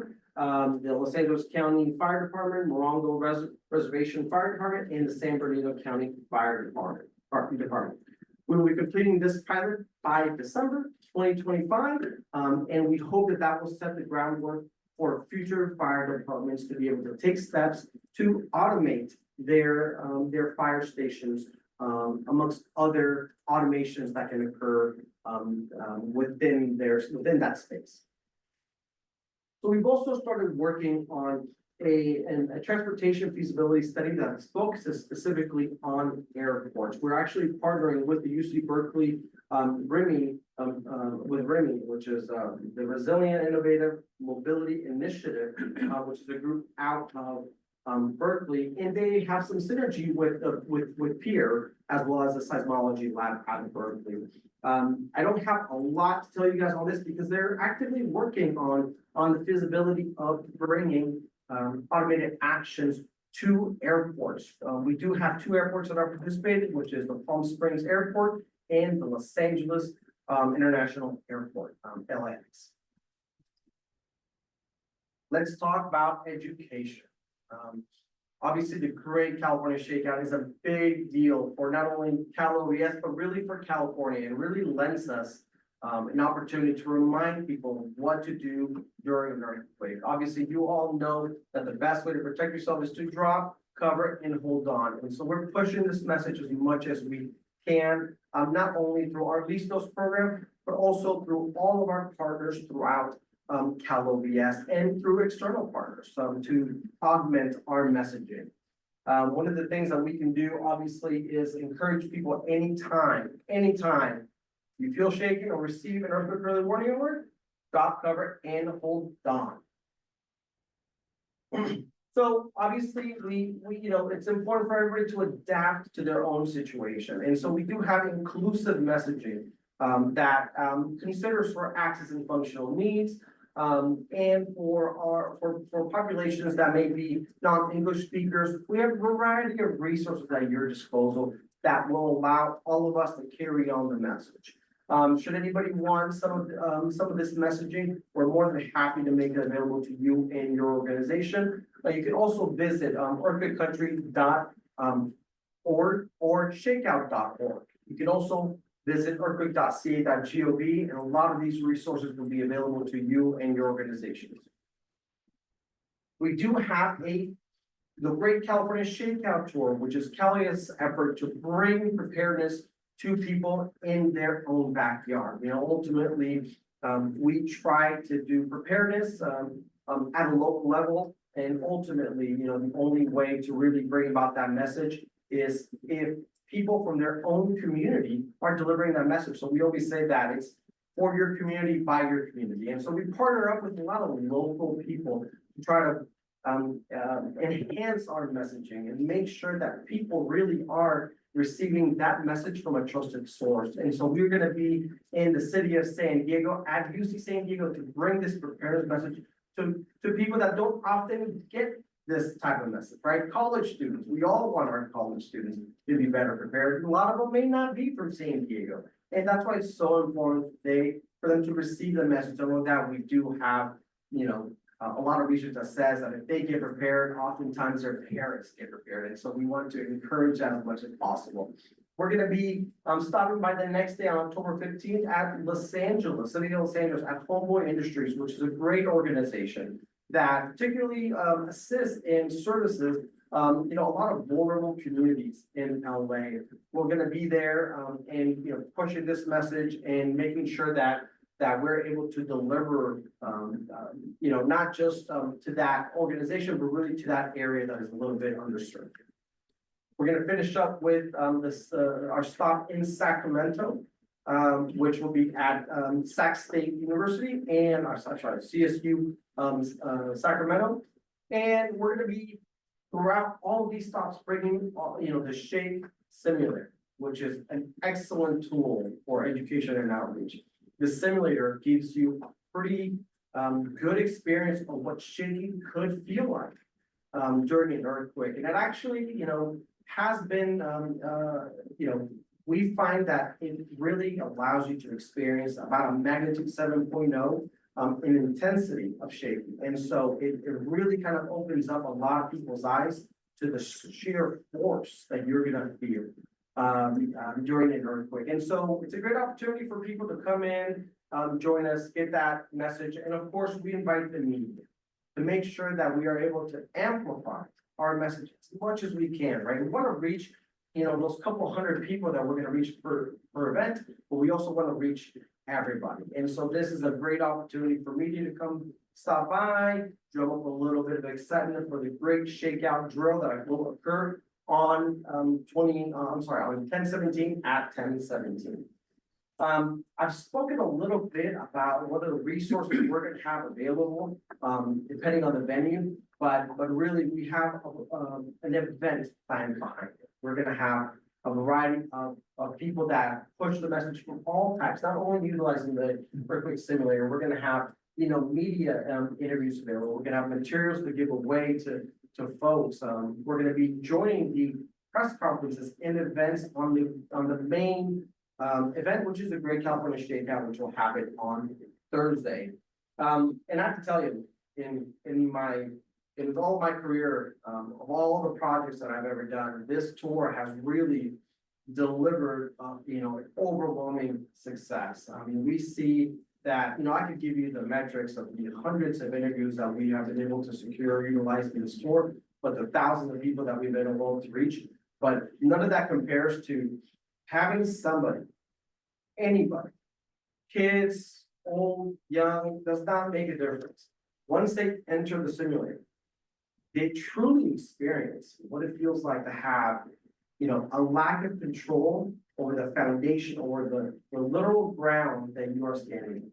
And I have to tell you, we've had people come out of the simulator that says, oh my God, it was like I was back in Northridge again. Or Loma Prieta, or whatever, I've had somebody that actually wrote the simulator and said, oh my God, this felt just like Mexico City, right? And while the simulator really just is a, two-dimensional, it's really a very limited simulation, it really puts people back in that frame of mind. And that's why it's such a powerful tool in our tool bag to really deliver and drive the message of preparedness to everybody, right? It's a great equalizer in many ways. So, is everybody ready for shakeout? It's obviously gonna be, Is everybody ready for the great shakeout, right? It's happening next week on Thursday, 10/17 a.m. And I have to make sure that I plug all of us, right? Go to shakeout.org to sign up and register. We have almost 9 million people. We're trying to get back to the pre-COVID numbers. And we're hoping that this is the year to do it. Sign yourself up as well as your organization, and make sure that you encourage everybody to drop, cover, hold on. You are all in this discipline, and you guys have all seen all the videos of shaking occurring, and people are just like, we need that muscle memory. We need you to drop, cover, hold on whenever you feel shaking, and whenever you feel or whenever you receive an early warning alert. And that's it for me. Any questions? Great, thank you very much, Jose. Is there any questions of Jose? Yes, Mr. Chairman, I have a question. Please go ahead. Yeah. Hey, real quick, I may have missed it. but how many folks have actually signed up for the My Shake application or app? So off the top of my head, I believe it's 3.6 million people that have downloaded the app. And if you give me 1 minute, I'll tell you the exact number. We have seen a big surge of people. It's currently set at 3.6, 3,663,730 users. And we're hoping to make 4 million here in the next few months. Great, and I have actually participated before. I know that facility here was at the Capitol a year or two ago, so I got to see firsthand how you simulate. So great work what you're doing there. I really appreciate everything on that. Had just one question. Now you talked about the event you're having on October 15th there in LA to kind of promote in some of these disadvantaged communities. So I had a question. I don't know if this could be for you or someone else. On the MyShake app, you know, when it tells you, alert you about the earthquake, but when you go onto the different tabs there, like for safety, we talk about prepare, survive, and recover. Is there any way that you can add a link and put that in Spanish, just as curiosity, as we want to get more folks, especially in our Latino Hispanic population, more involved in this? Is there a way we can do that, or can somebody or anybody thought about that? Yeah, actually, so we have, and depending on the language that you have on your phone, the MyShake app will automatically turn to up to 6 languages that we have already translated for. Okay. Automatically. So that means essentially that if you have your phone in Spanish, or let's just say Tagalog, whatever it may be, your phone will actually display the MyShake app in those, language. okay. All right, good to know. I wasn't sure on that, but okay, I'm glad you guys got that covered. But yeah, those are the only questions I had. Once again, thank you for all the hard work you're doing, the way to get more folks involved and signed up to this application. It's something we all need to have, because once again, like I said earlier, we're living in a disaster prone state, and the more people we can get logged on to this, the better, help prepare and provide safety. Thank you. You know what, thank you all, because honestly, it's the external partners that augment the messaging that really kind of makes the difference of the world to us, and that's kind of my plug to have you guys, push it out, right? I'm not gonna ask you how many people have the MyShake app downloaded in this room. Oh, that's right, yes, downloaded. Thank you, Commissioner. Commissioner Kim Lopez. Thank you, and thank you for the presentation. My question was, what coordinations are taking place? Because we know 2026 is the World Cup in Los Angeles and 2028 is the Olympics. And when you talk about these early notifications and even just overall resiliency coordination, what are some of the steps that are being taken to prepare for that? Yeah, thank you for that question. That's a great question. California is actively involved, obviously, in the organization of these major events that are coming to California. Not just, I believe, the Super Bowl's coming, the World Cup is coming. I feel like there's one more event. Is it the World Cup and the Olympics? Olympics, there it is, in the Olympics. And so that's one thing that we're actively looking at, Commissioner, and seeing how best we can integrate not just the earthquake safety and preparedness message, but potentially looking at how we can bring earthquake early warning to these very visible, very high population as a word I'm looking for, and I can't, it escapes me. Yeah, there's gonna be a lot of people that are attending these events, and we want to make sure that we keep those folks safe when they're attending these major sporting events. So we are looking into it. I don't have anything for you right now, but it is something that we have thought about and that we're actively looking to get involved in. And what would be helpful is maybe sharing with us after you confer with your team how us as commissioners can perhaps help in that coordination or facilitate some of the discussion. One of the things that I know I can offer is with the LA Chamber. We're very involved in working with all the major entities and work with the mayor's office on the 2028 Olympics and the World Cup as well.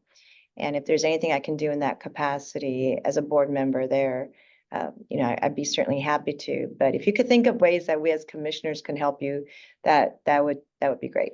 Thank you. Thank you so much. I know our executive director has a comment as well. Yes, I just wanted to take the opportunity to thank Jose and his team. We work closely with them. You may recall for our fire station project, we did have a question for fire stations about whether they were interested in the EW.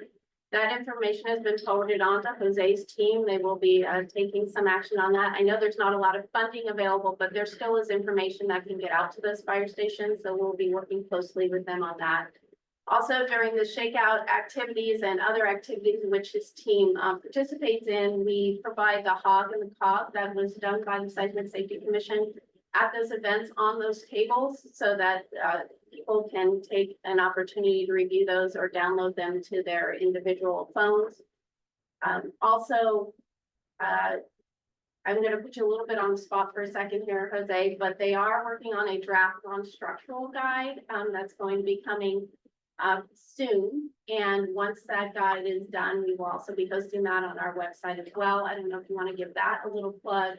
And then the last thing I'll say before you do that is that the Quake Heroes movie will be screening here on site for Cal OES staff again during the shakeout day. And lastly, I'll talk, probably won't say it again, but during shakeout, SoCal Edison will be hosting an exercise. They'll be using the scenarios that we put together. And then they've asked me to come and speak and just give a little bit of information about how we came to decide to do those scenarios for shakeout. So that's my update. And I'll turn it back to Jose if you want to give just a little plug for your non-structural guide. Absolutely. The non-structural guide that we're currently working on is really targeted at schools and commercial buildings, right? As we all know, most of the injuries that occur during an earthquake are really not because of buildings falling down, at least down in California. And that's why it's so important for us to get the message of secure your space, right? That's step one in our 7 steps to earthquake safety. And that's what that guide in particular is really targeted at, is knowing how to secure your space, when we're talking, not non-structurally speaking, right? By that we mean, is your TV braced, right? Are your cabinets properly secured? Are the pictures that you have hanging on your wall, are they properly secured, right? That's what this guide really goes to kind of bridge the gap of, hey, I need to actually do something to prepare my space, but I don't know how to do it. That's what this guide will provide you, the step-by-step directions of how to do it, not only in a school setting, but also commercially. We hope to have that out in the next few months, and we'll be making it publicly available to everybody. And believe me, everybody's going to hear about this, because it doesn't matter whether we update a guide if we don't adequately socialize it and bring it to those that really need to have it. We have a question from Commissioner McGowan. Hi, just to follow up to the earlier question and comment from Commissioner Kim Lopez. So, there's a pretty large structure in place already between the host committees for both the World Cup and the Olympics that include a really large public safety component. Also a system that's at the federal level called the National Special Security Event Construct. I'll follow up. I'm a member of both of those constructs, along with the city of LA and other county officials, and we can, also make sure that we're putting plugs in for these types of efforts. Just with like a finer point on it, one of the processes for both, or for all 3 major events, the World Cup first, the Super Bowl the next year, and then the Olympics the year after that, is a consequence management piece. And FEMA, Cal OES, and LA County and LA City's emergency management organizations are all co-leads for that consequence management component, of which the preparedness side of the house is represented. So all of the work that's going to be done on making sure everyone that works, lives, and comes to visit the greater LA region has all of the preparedness materials and capacity and capabilities available to them. Great, thank you very much. Anyone else have any questions, comments? Jose, thank you so much. Thank you for pitch it. Really do appreciate that. Thank you for the preview of the on the contents. be careful how I say this, but I think in some instances, undoubtedly our buildings are safer than the contents therein. And I know that strapping top-heavy pieces of furniture, armoires, break fronts, like you said, big screen TVs and everything else. Thinking back of the Napa earthquake, I know there was some. Right. Of course, that also means dealing with chimneys and other things like that too. But I do appreciate that. So thank you so much. Thank you for having me. With that, we've reached a point in our agenda where we're going to take a 15-minute break and 12:20. We'll come back. Thanks.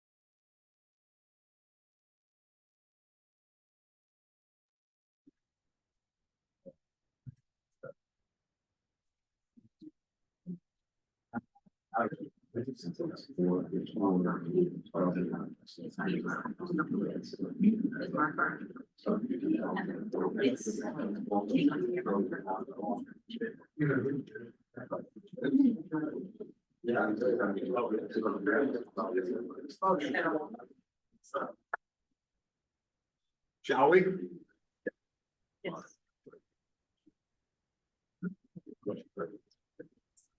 We'll move on then to our next agenda item, which is item number 9, the Northridge 30 anniversary, the Quake Heroes Expos and more. We have Mark Benthien, the Director for Communication, Education and Outreach for Southern California Earthquake Center. Mark, thanks for joining us. It's great to be here. I just sent a request to be able to share my slides, so now I can. Awesome. Share with sound. Okay, so little update on my title. I'm actually our organization, the Southern California Earthquake Center, that's been around since 1991. Last year became the statewide California Earthquake Center. We're based at USC. We're a collaborative research and education hub that has been working statewide scientifically as well as our education programs for many years. And we involve most of the major research universities, California Geological Survey, research laboratories, not just in California, but many major institutions across the country that work together to study the natural laboratory of California. And I am now the Director for Public Education and Preparedness. And as one of the things that we do with support from Cal OES and their FEMA and NEHRP support is manage the Earthquake Country Alliance, which we organized back in 2003 in advance of the 10-year anniversary of the Northridge earthquake. And we then created the Shakeout Earthquake Drill in 2008 and a lot of messaging resources that I want to make sure you're all aware of.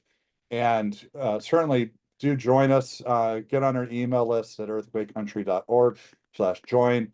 In addition to the support we get through Cal OES and their FEMA for coordinating the Great California Shakeout, where being at a university, I have many students who can be making calls and emails, and we do call thousands of organizations each year to find out who the new person is, maybe if the previous person hasn't renewed their registration. We also do this nationwide with support from FEMA. And the good news, as of today, we're up to 9.7 million people registered in California this year. You can find all about what to do and how to participate through the website, of course, as Jose was mentioning. Last year, we got to 10.25. So what we always have quite a bump in the last week as people are finally remembering that to do it, and we're reaching more people. Also, we do have the Shakeout Day media events that we organize this year at UC Berkeley at the Seismo Lab. And it's in the Southern California event, it's actually in Irwindale at Southern California Edison's facility, where, as mentioned, they're doing a major exercise. And each year, I'm just mentioning this because you're certainly invited if you're in these areas to come and observe and participate. There, we start early in the morning in SoCal at 4 a.m. In Berkeley, it's going to be a lazy day starting at 6 a.m. But that's because we're on the morning news with the big shaker earthquake simulators in both locations. And it's a great way of reminding people what's going to be happening that day. And maybe for the people who are in charge of their businesses or other organizations drill, their staff are not just thinking it's that one person making them get under a table, but that they understand that it's not only even statewide, but international. And we do have a lot of resources for your use at shakeout.org/resources. The Earthquake Country Alliance created the 7 steps to earthquake safety. This is available as main web pages in both English and Spanish on our website at terremotos.org as well.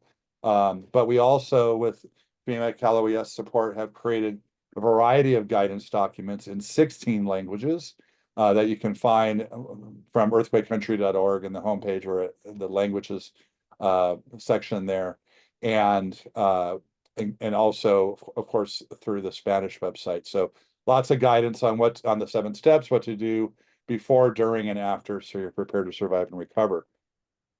For the Northridge anniversary, we have been coordinating a number of activities. And what I want to talk about is where we're going with this, because we've really been learning a lot as we have what we call screenings or expos with the Quake Heroes film all year long. And we're going to be having the film dubbed into Spanish and Chinese as well, fully dubbed. So it's part of our contract. So we're looking to have some events with those communities in their language. And then also to highlight that there has been a Northridge 30th webinar series. We've had 5 webinars so far. The next is going to be on the hospital legislation that came out after Northridge. That's on October 30th. And on November 13th, there's going to be a presentation on economic impacts. And you can see the list. Those we're adding to the webpage, those last today or tomorrow, but you can see the past ones and view those webinars at earthquakecountry.org/Northridge and the events tab. So if you're not familiar with Quake Heroes film, if you haven't seen it yet, it is a 54-minute documentary of stories of neighbors and first responders, like Chief Collins, who I know is there in the room. You said earlier to me, texted me, who was with LA County Fire at the time, and who experienced the earthquake, and especially how they were helping people. Really quite a process for me to become an executive producer of a movie. It's not my background in geophysics, but working with a former SCEC intern who's a USC Film School graduate and has really gone on to making a lot of educational materials to make the film, with moments tied to the 7 steps, scientists and engineers like Dr. Lucy Jones and Ken Odell and Ken Hudnett and others sharing lessons, and also encouraging people to be trained. We have interviews, archival news footage of many of the people that we've interviewed, and we are able, with funding from FEMA, to reenact their stories with actors on sets. I want to mention that because many of the stories are from the collapse of the Northridge Meadows apartment building, it's also a really pertinent film about the importance of retrofitting these buildings. Of course, LA has done, I believe, 9,000 of 13,000 of these buildings, something like that already, since the ordinance was passed. But many more cities need such ordinances, and so that more of these buildings can become safer. And we really encourage that and highlight how that work is done in the film. One thing we've discovered is that you pair the film with a preparedness fair, and you really do get people who are very motivated after seeing the film, really wanting to take action. So we have partners. For each event, we arrange partners to host tables for each of the 7 steps, where they can register for trainings and for CERT and for learn about earthquake early warning and learn about fascinating things and sign up for other alerts. And where possible, experience the an earthquake simulator. Just want to give you an example. Just this week, and I should say we've been having a lot of events with kind of other funding through our core funding at the National Science Foundation, other Cal OES funding, but also a lot of events just hosting their own, where we're not having to bring a lot of resources. But in Laguna Woods, the retirement village in Orange County, this was kind of how the partners for each of the 7 steps got organized. And this really varies from place to place, but very representative. And I just want to show this video here that kind of gives an idea of what this ends up looking like. And you'll see the attendees just really engaged, going from booth to booth. That'll do all the rounds.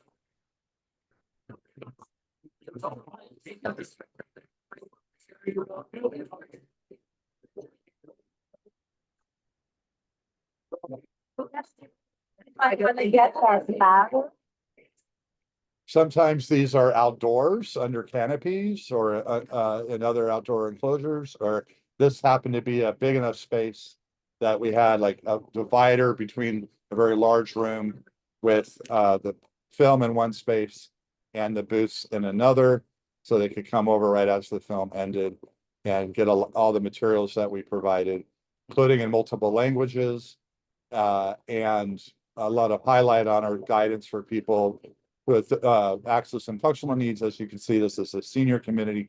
So a lot of interesting questions on what to do in different situations. It's a brand new poster that we worked on with FEMA to make.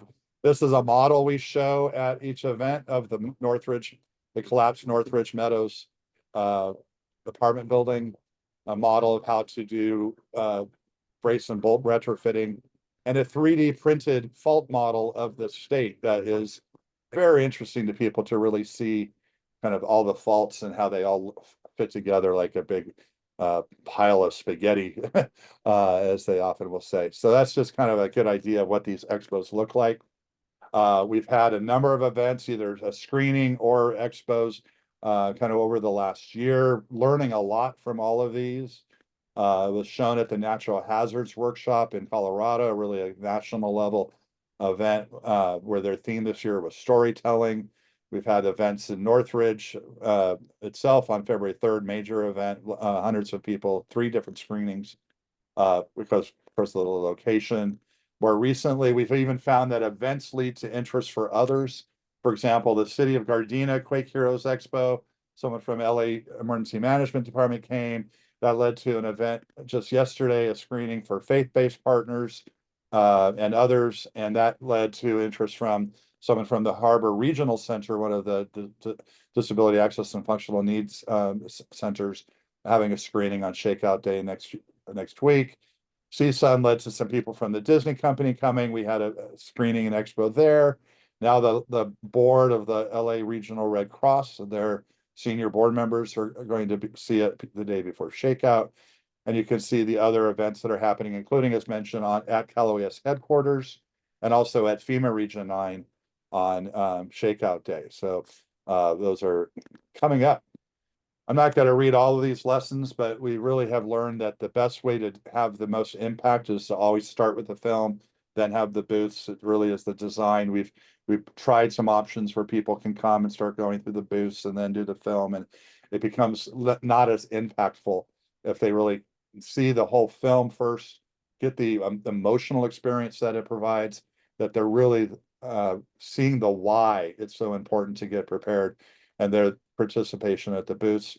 We've also learned that we need to make sure to double check and triple check the AV equipment and bring our own as backup for these events, because we've had some ones that aren't as optimal. And that we should start off with having one screening, but that if there's demand, open up a second one, and just a number of other things. And H Expo really should have a shake trailer. Our budget is only going to allow for 2, so we really need to find some more sponsors to try to make sure that we can have a shake trailer at all of the events. And really working with the host, they really need to make it clear what people are coming to, that there's a film and it's not just a safety fair, so they understand the timing of things and kind of what they're going to do.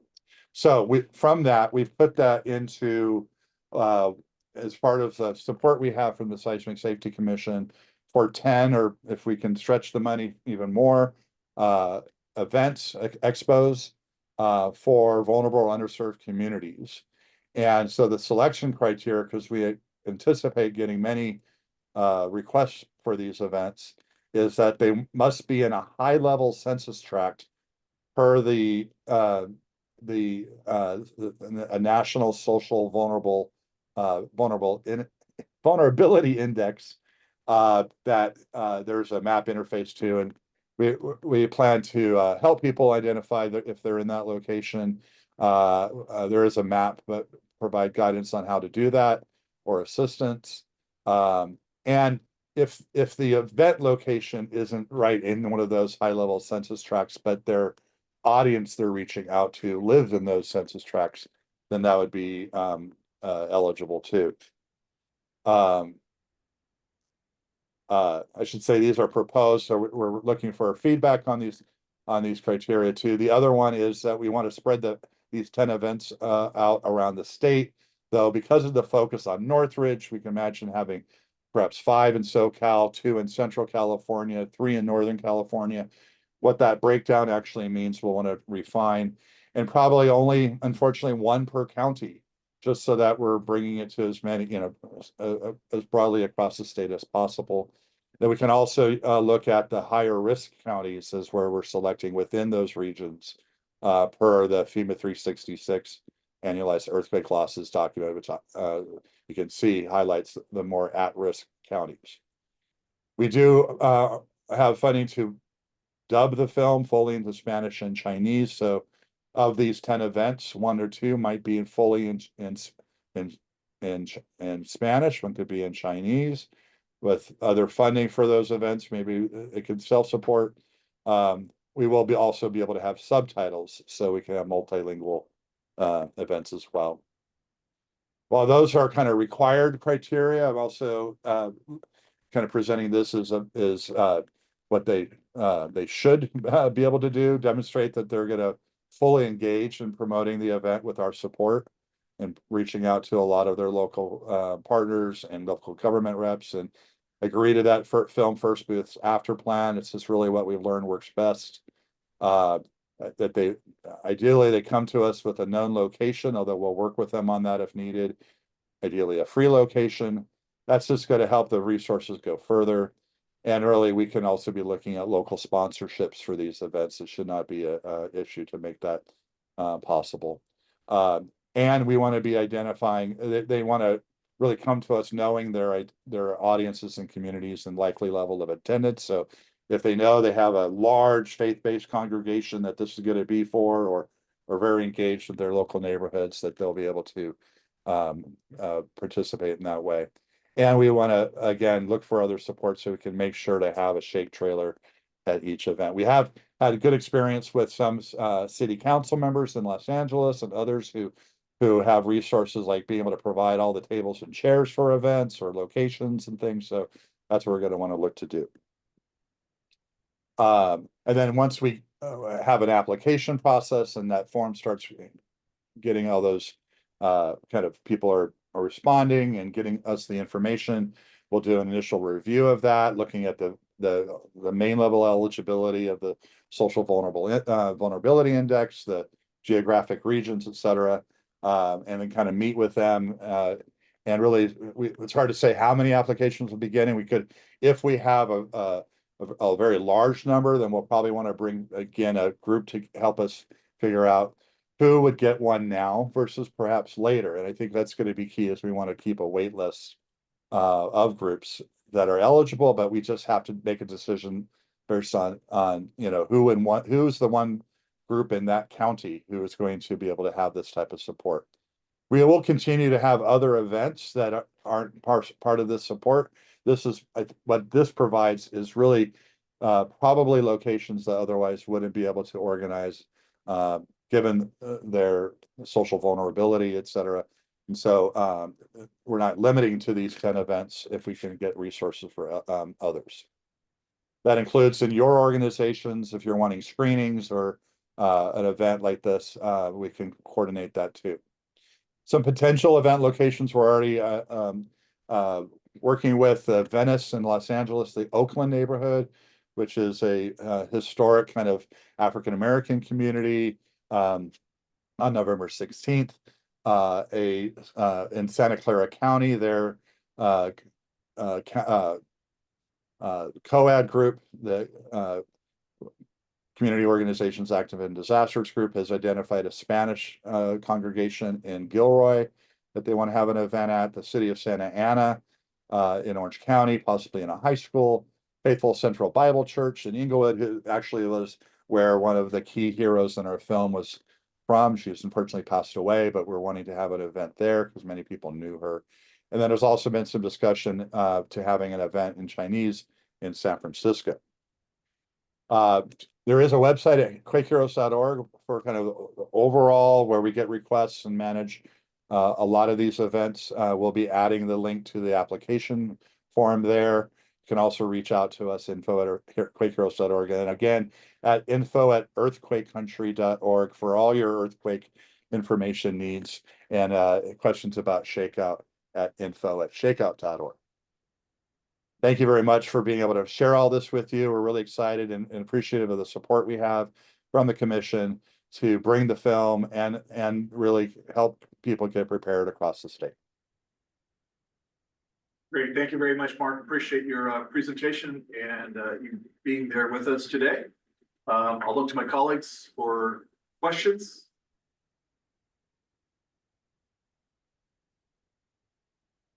I am not seeing any hands raised. The criteria for locations, Mark, is that you inferred it was kind of still a work in progress? Yeah, I think we're just gonna get some feedback on this from any of you or from the commission staff, and then implement an application process to get that going.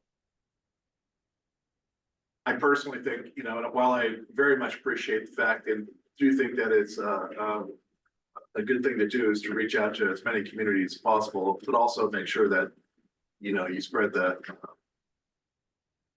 film and the program far and wide, and really try to just, you know, hit as many people as possible as well, which sometimes may or may not coincide with the kind of the current criteria set.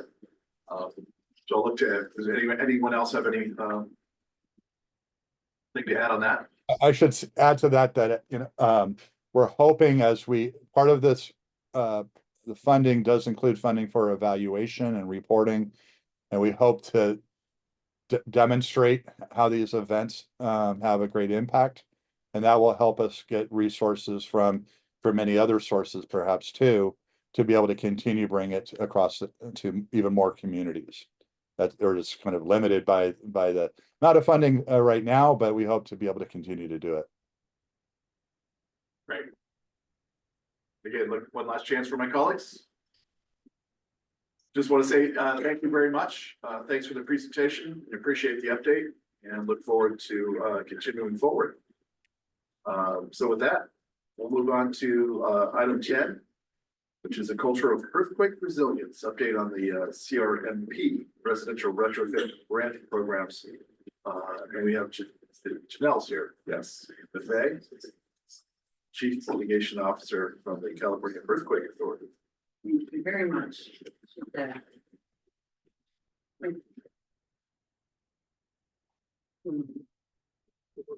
It's a pleasure to be here and share in what we're all working on, which is a culture of earthquake resilience. We all bring our individual expertise and what we're doing, but it's the big picture that's really going to make a difference. So I am a structural engineer and the Chief Mitigation Officer with the California Earthquake Authority. And woke up this morning, like most of you, and wanted to know very much what had happened in Florida with landfall of Hurricane Milton, and was really relieved to hear there were only 5 deaths at the time. Now I know this is going to grow. We all know it's going to grow. But if you think about it, it is because of the ability to notify and to evacuate. And we don't have that ability in terms of earthquakes. We need to be prepared all the time. There's a near certainty of a magnitude 7 that's going to happen in California in the next 30 years. So we need to be prepared. So I when I am giving presentations, always start with this slide. The things that we want people to know. They want to know about hazard, location, vulnerability, just exactly what it is that we're trying to protect, and obviously the people who utilize that structure, and then exposure. And all of us are interested in the entire state of California. But my constituents, I call them my constituents, are interested in their single family house, or we're moving into multi-unit now, but where they live, where their family sleeps, and in most cases, the single largest investment they'll make in their life. And what we're trying to do, of course, is to reduce that risk by reducing damage. I guess I have the same big slide, no problem, no worries. So why? California's home to 2/3 of our nation's earthquake risk. Alaska has more earthquakes, we have more people. And I am not being glib when I say we have strategically placed them in harm's way. I did a calculation, that bright red swath that goes up there, of course, is the San Andreas Fault, and either side of it is what you could call the San Andreas Fault region. And I did a calculation of the counties that are essentially touch that region. 80% of our population lives in. Our major cities are along the San Andreas Fault systems, absolutely at risk.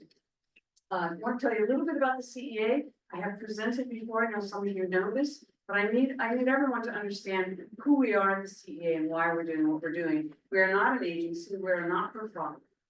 Pardon me, a not-for-profit. Where can I see that today? Not-for-profit provider of earthquake insurance. Thank you.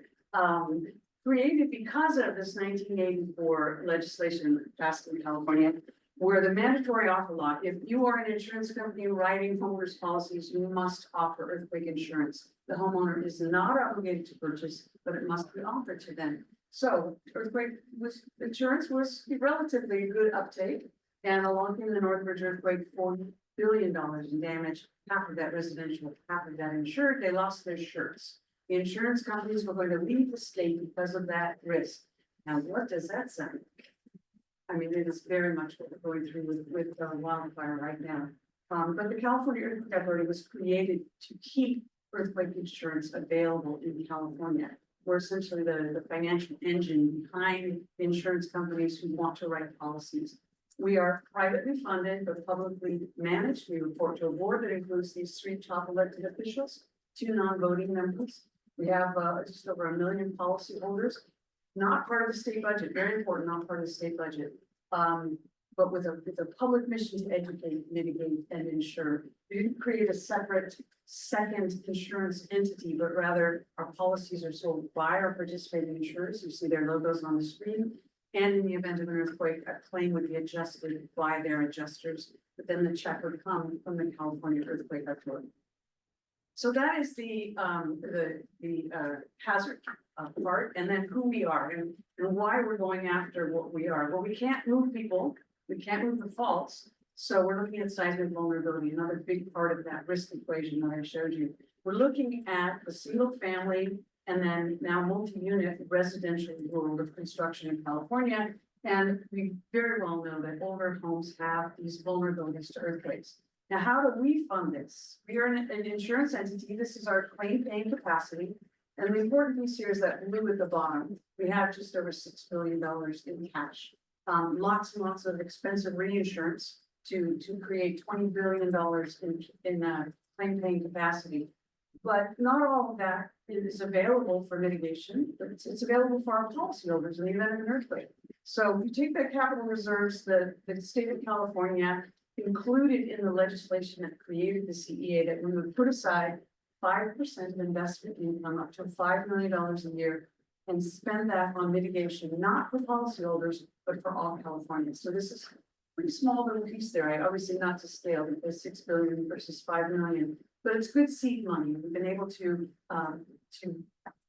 absolutely utilize this funding to get additional funding, some from the state and then mostly from FEMA through their hazard mitigation grant program, and with tremendous help from CalOES. So the first thing that I did in 2013 when I joined as the Chief Mitigation Officer was look around and do we have all the tools we need to create this mitigation program? And we did not. So we went and we worked with FEMA to create this document called FEMA P1100 that identified essentially the top 4 vulnerabilities in single family wood frame dwellings in California. Over on the right, chimneys are damaged at even low levels of shaking. Hillside homes, very serious damage, fortunately, not as big as a problem. So we started on the left, we created the earthquake brace and bolt program to go after that crawl space house, the house that's not properly braced and bolted to its foundation. And then we've just recently created the earthquake soft story or ESS program for the living space over garage. Now that is soft story structure like we're going after with our multi-family programs. There's lots of ordinances being passed, both voluntary and mandatory in California, going after the multi-unit or multi-family. Soft story for single family is a program we're calling ESS. Now, this program is jointly managed by 2 board members from the CEA and 2 board members from CalOES through a joint powers authority agreement, JPA agreement. So we teamed up with CalOES, and so not only are they the folks that are governing that hazard mitigation grant program, they now are intimately involved and sitting on our board. Lord User, who we had to lead, is one of our board members, and that's important because they're working carefully with us so that when they are approving and supporting us in our grant applications, they really have a really strong idea of what we're doing. So single family dwelling, that crawl space house, earthquake brace and bolt is for all Californians who live in one of our zip codes. We're now in over 815 zip codes up and down that San Andreas fault zone, so areas of high hazard. And we do have a smaller program called CEA-BB that is in fact funded by the CEA for policyholders. Same program going after those houses with crawl space problems, and they're not competing against each other. These two programs, they're just two ways of funding this very important project. This is what we're going after, this kind of damage. This is very serious damage. It is costly. We did a study, it can be over $500,000 in damage to a house that comes off its foundation. It is disruptive. House is not yet reoccupied 2.5 years after the earthquake. And of course, with very low take up in California of earthquake insurance, people are moving out of these houses into temporary housing all the while still paying their mortgage and utilizing predominantly, not grants, but predominantly low interest loans from the government. So this is, yeah, you're gonna hear from Charlie Scawthorne. You keep that house on its foundation, you raise the water heater, which we require as well, and you have eliminated or significantly reduced the likelihood of those two very, very prominent means of ignition after an earthquake. This is what we're going after. This is a post-impure house. Commissioner Garnes, you'll make, it's a very small picture, but you'll recognize a picture I have later on. This is from Rio Dell. And this is the kind of damage you're talking about. This house was on a post-impure, that fence or a curtain or a skirt, I believe they call it, that you see there. That's how much higher it was. This house came completely down off of its foundation. In order to fix it, you have to get in there as if you're moving it with steel beams, lift it up, and build a completely new foundation underneath hundreds of thousands of dollars.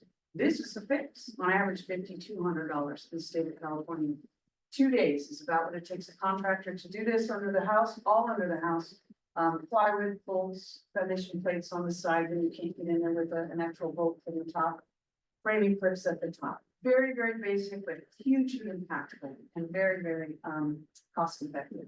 We are so proud to say that we now have over 27,000 retrofits completed in California, started in 2013. We provide a grant of up to $3,000. That's our normal grant. As I said, on a retrofit average, $5,200. More expensive in the San Francisco Bay Area. I'm sure that doesn't surprise anyone. And we started in the zip codes. We started in 4, 2 in LA, 2 in Oakland. We're now in 815. So really good penetration up and down areas of high hazard in California. Very excited 2 years ago to be able to introduce the supplementary grant program. The supplementary grant program is for household qualifying, household income qualifying residents, and essentially 80% of median household income. And they will receive an additional amount of money over that $3,000. In most cases, bringing them up to a grant that pays for them either the majority or all of the retrofit. And we're so excited. We now have over 2,500 people who have participated in our supplementary grant program. ESS is, once again, it's that soft story. So what is a soft story? Oh, I have to go back. All of these being paid, as I said, by leveraged loss mitigation fund from the CEA, getting money from FEMA through the hazard mitigation grant program. ESS is really still a pilot program, very small amount. It was, I think, $5 million, and we're reopening registration next week for ESS. Very excited, and we'll have a big media campaign around the shakeout, which works out very well. But what is soft story? Soft story, use the Painted Ladies, the beautiful homes in San Francisco as an example. They withstood the San Francisco earthquake, would not perform as well today if they have not been retrofitted. I don't know what their status is. Because the introduction of the automobile introduced taking out all of the walls on the ground floor and putting in garage doors. So you take out the elements that resist earthquake forces, you create a soft story. This is the kind of damage you can see. You can see I have pictures from every earthquake. And this vulnerability unfortunately existed in code-compliant buildings up to the year 2000. So it's for 2000 is the construction age and before. EBB and ES, EBB is 1980 and before. This is what we're doing. We're going in after the fact and putting in the protections that you would have in a new structure. You put plywood around the entire garage, and you put these elements of the skinny little piers either side of the garage door. This is done after the fact, so it's all done on the inside, and once again, is protecting that house. Also very excited to introduce that we received BRIC funding for a multi-unit program. that will hopefully roll out in March of next year. $40 million. We put in these applications quite a few years ago, and when I say we, I include Andy Erickson, who was our managing director at the time. This is what we are looking to prevent. And you're just talking about the Northridge Meadows, 16 lives lost here because there were in fact units on the ground floor when the building collapsed. Of course, it was catastrophic. The retrofit, once again, bringing in after the fact, putting in the elements that you would put in today to protect this building. So it's plywood around the walls that exist and frames so that you can continue to utilize that space for parking.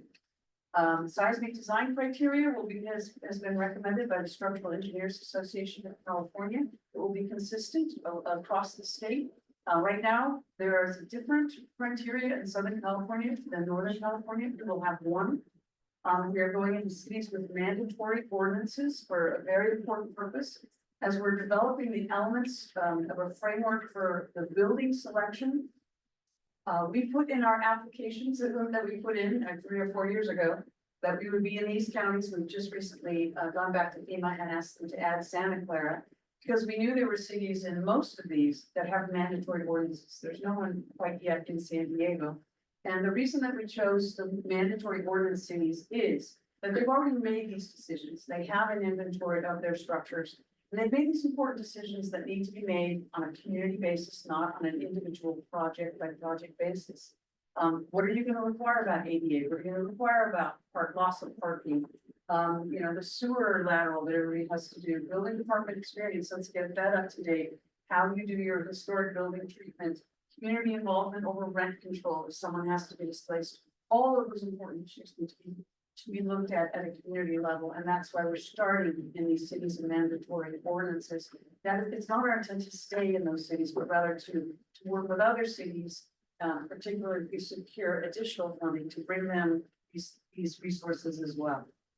We're utilizing the criteria that already exists in these mandatory cities. It's very consistent with what we put into our BRIC application in terms of the number of units, the number of stories, and the construction age. So we looked at all the cities that have mandatory ordinances.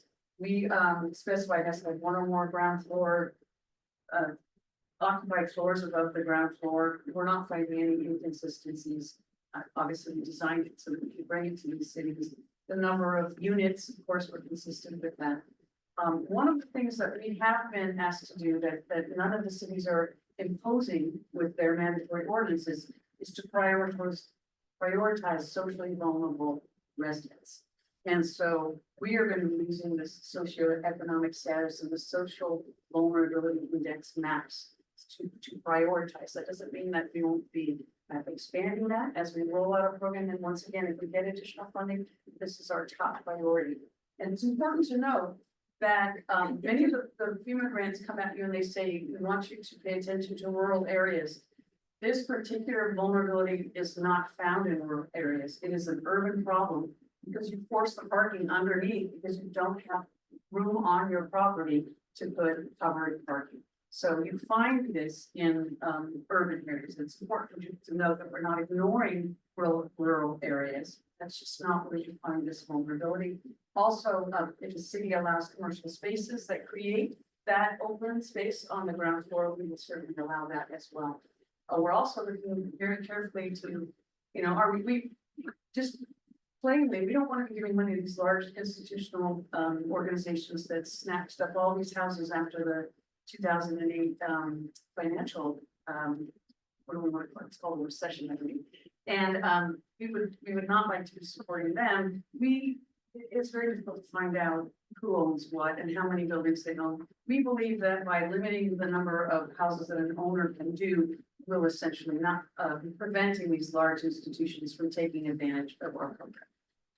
So to close and allow you to ask questions, make comments, I wanted to close with 2 pictures of retrofitting works. This is a picture I took in Napa a couple days after the Napa earthquake. I actually spoke with the owner of the Blue House. You can see these are virtually identical. The one on the left has a porch on the outside. The gentleman who lived in the Blue House said he had done some retrofit after the Alpha earthquake in 2000. So here he was in 2014. He did not have to leave his home. It was habitable. They had damage. but it was the kind of damage that they could stay in their house. On the left, not yet reoccupied 2.5 years later, hundreds of thousands of dollars of damage. And of course, I can find this in every earthquake. And Mayor Garnes, this is from your beautiful city. This is, I'm sure you know these houses very well. House on the left was kind of the poster child. It was in escrow, I believe, not retrofitted. I Still looks like that. it still looks like I just walked by it the other day. very difficult for these folks to find the financing. House on the right, I talked to the owners, once again, he had done some retrofitting on his house and they were able to shelter in place, to stay, be part of the the resilience of the community. This is what we are trying to do, is to create this resilience that you find on the right. It doesn't earthquake proof, it doesn't eliminate damage entirely, but it allows for a higher probability that that family can stay in their home after an event and be part of the resilience of the community. And with that, 1 minute left on my timer. I'm very excited to say that. I would like to stop and to offer you the opportunity to ask questions. Great, thank you very much. Really do appreciate your presentation and timely. I look for my colleagues. Vice Chair Barnes. I would like to say thank you for bringing for fighting to get the Bolton Bridge program. Much appreciated, and I hope it's taken advantage of. One of the things that I would say is that in your advertising of it, it's very important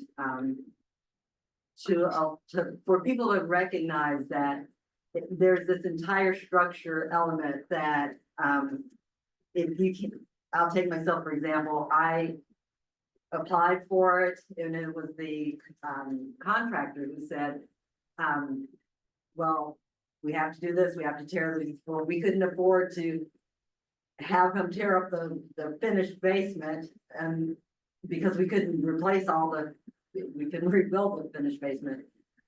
So what we did actually, because we had received the grant, but because we couldn't do the entire fix, because we couldn't afford to fix the fix, we had them, we had a loan from the SBA to like $42,000 loan. Because our deductible on our earthquake insurance was $50,000. So we got this loan, but we took part of that and we actually retrofitted. We did underneath the front of the house, which is up here and then down here. But what we did was we had the contractor put the bracing inside. So if you're down in our basement, you can actually see the bracing. Yeah. But it's important to let people know, because we went through a lot of, the paperwork and doing all the things we were required to do before we found out that, oh, you're not going to be eligible because you cannot afford the fix on the basement after they tear it out.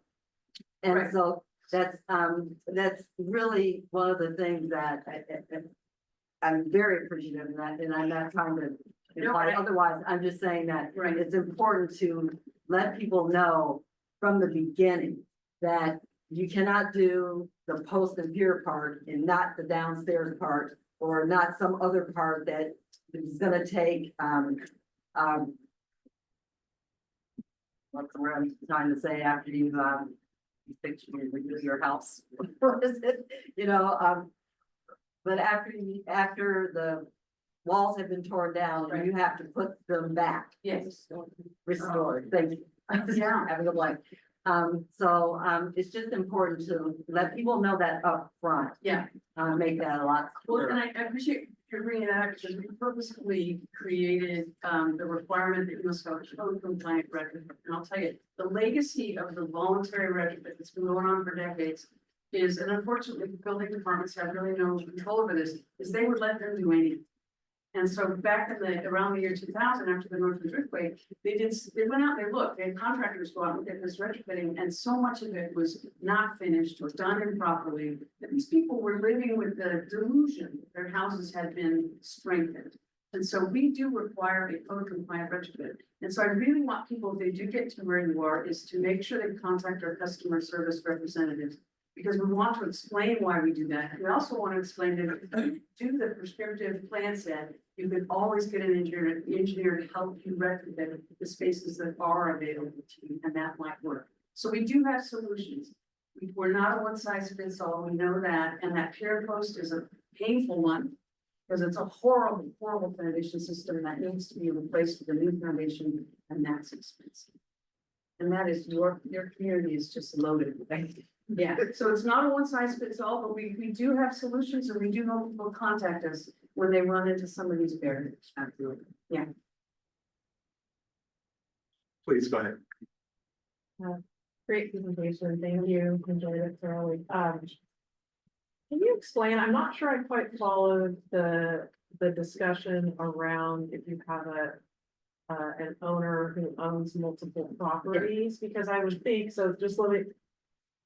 My perspective is, if they own multiple properties, then let's give them a grant, because there's probably a lot of people in a vulnerable. You are that absolutely should correct. be And repaired, so maybe can you discuss? that's that right, a and little more? they're rentals, right? So we have absolutely rentals, higher populations of low to moderate income in rentals. We absolutely want to cover those folks. It is actually in legislation that, they said they wanted us to do low portfolio owners. So essentially, it is the large financial institutions, and I can't give you any names, that go in and they buy thousands of properties in a community. And so there's actually legislation right now that has been introduced at the assembly level to restrict that. If people are concerned about this large financial institutions owning large numbers of single family loans, it's kind of scary. There's huge percentages of our single family rental units are starting to be owned by these institutional. And so they monopoly, with limited funding to start with, not somebody who owns only one, but like the mom and pop who owns 1 to 5 units, and not the large financial institution that owns thousands of houses. And so we don't think that they're gonna really want to participate in our, you have to do 2 a year kind of a thing. So if they submitted, if they submitted a request under that threshold and said, I wanna fix these 3 buildings, not my 50 buildings, would they? Oh, yeah. Get a grant? Oh, okay. Yeah, but we're looking at that as an, will our framework for some building selection make it such that these large corporations can come in and literally with FEMA funding, mitigate thousands of homes, when we'd like to be, serving more of the 1 to 5 ownership portfolio. Does that make sense? I guess I'm still just a little confused. I understand there might be concerns about a large owner versus a small owner, and wanting to make sure the large owners don't come in and scoop up all the funds. So the small owners can't retrofit, but I guess. As long as all the funds are being distributed, they're going to the work of improvement over time. And I think our prioritization on socially vulnerable buildings will preclude some of this as well. Once again, if the larger corporation is looking to make money on rentals, I'm not sure that they have a lot of property in that particular demographic. Okay. Thank you. Anyone else have any questions? I don't see any hands raised on screen. Please, go ahead. Are the contractors listed, the contractors who are approved by the organization, unless you go into the Bolt and Brace application? Yeah. Are they listed on your site? Yes. That you can just access them? We have a contractor directory, but it's very important that I sound like a chatty Cathy dog. We neither warrant, approve, or recommend these contractors. Obviously, we can't take that liability. We want people to do the due diligence that they would do with any other consultant that they utilize in their house. But rather, these are contractors who have stated that, yes, we'd like to be in this market. And they take a FEMA training that we have available to them in order to be on our website. They must be on our website for us to satisfy our FEMA grant requirements. Thank you. You said that you're in 815 zip codes along, and I take it that's along the Red Street. So Yes. how many total zip codes within there? What percentage are you covering? Oh, good question. Well, I think that we're pretty much covering that 80% of the population is, when you look at a map, it very much corresponds with, you know, the map that I used when I was literally looking up census data on how many single family, or pardon me, how much of our population live in those areas. And have those been added to, kind of consecutive? I know some years ago, I was contacted and the zip code wasn't available. Right. So those have been filled in since. And we have great coverage from the top of the state to the bottom of the state. That's great to know. I appreciate that. Yeah. I can tell you as a president of the Bay Area Association of Governments, we had this discussion some years ago regarding soft story. And it was really different. It was really interesting to hear the representatives from San Francisco with the opportunities that they had versus representatives from Oakland, for instance. And the inability of Oakland to really kind of move in that direction Yeah. because of the value of property, the lack of incentives really making sense. And I know from my own work as an architect in San Francisco, I know one building that it was a soft story that was a 24-unit apartment building. It's now not a soft story, but it's now a 27-unit apartment building with less parking. And those 3 units paid for that work. Yeah. And that's kind of a win-win. I know you can't do that in every jurisdiction, perhaps. But certainly in urban areas, you have a lot more opportunity. Right. Well, and that would be, of course, up to the city. Right. You know, and that is one way that they can pay for it. San Francisco had 100% pass-through available to their tenants. Upper Bay 0, I think LA has 50%. So there's a number of ways, and as you're absolutely correct. They're tailoring their programs to their, you know, their individual demographics. And so we want to be respectful of that when we come to their community. That's why we are starting with the mandatory ordinance cities, is they've already made those decisions. Yeah, I appreciate that. And I understand your predicament. I just think it's great to have an incentive at the local level to push people there. Yes. Speaking of which, we also, something that I've been trying to expand, and I'm not sure if we're prohibited by law, but Sonoma County has a PACE program, the property assessment. And we do it for energy upgrades and for water upgrades. I'm not sure why you couldn't do it for earthquake retrofit. We spent a good deal of time many years ago looking to see if we could even develop a PACE program. For cities cities and counties that didn't have their own. And we ran into some issues with financial institutions. Freddie Mae and Fannie Mae, we did as well. Yeah, exactly. My understanding is that there are some communities that will absolutely allow their PACE funding to be utilized for seismic retrofit. Some people have told me that the rates are not competitive. I don't know. I have not looked into that. I think there's lots of opportunities for us to be funding this and collectively, we should continue to look at opportunities. Yeah, I appreciate that. I'll push for those retrofits. Our rates right now, just for what it's worth, I think it's 7%, which when, probably a couple of years ago, when the rates were much, much lower, we weren't competitive. But we're 7% now when rates are going in the opposite direction and the amount of applications that's picked up again. So we are consistent because we can be, as opposed to the financial institutions that go up and down. So it's interesting. So we'll continue on that. I do appreciate very much. Is there any other? I see Commissioner Silva. Thank you very much. And thank you for the presentation. I'm sure the building code covers this, but what's happening, and Chair Rabbit, it was probably in referring to this in his remarks, what's happening a lot in the state is a pressure to build more housing and to do it by expanding the capacity on very multifamily properties as well as single family properties. And I look at the tuck under or soft story, and it's a prime target for additional units. Please, somebody assure me that the building code takes into account that you cannot add units in that tuck under environment without fully securing this seismic conditions of the property. Absolutely. When you go to retrofit a multi-unit and do the ground floor, you are you would have to include, its proposed condition, not its existing condition. So you would have to take into account any changes you make to that ground. Okay, And construction has to be designed to current code.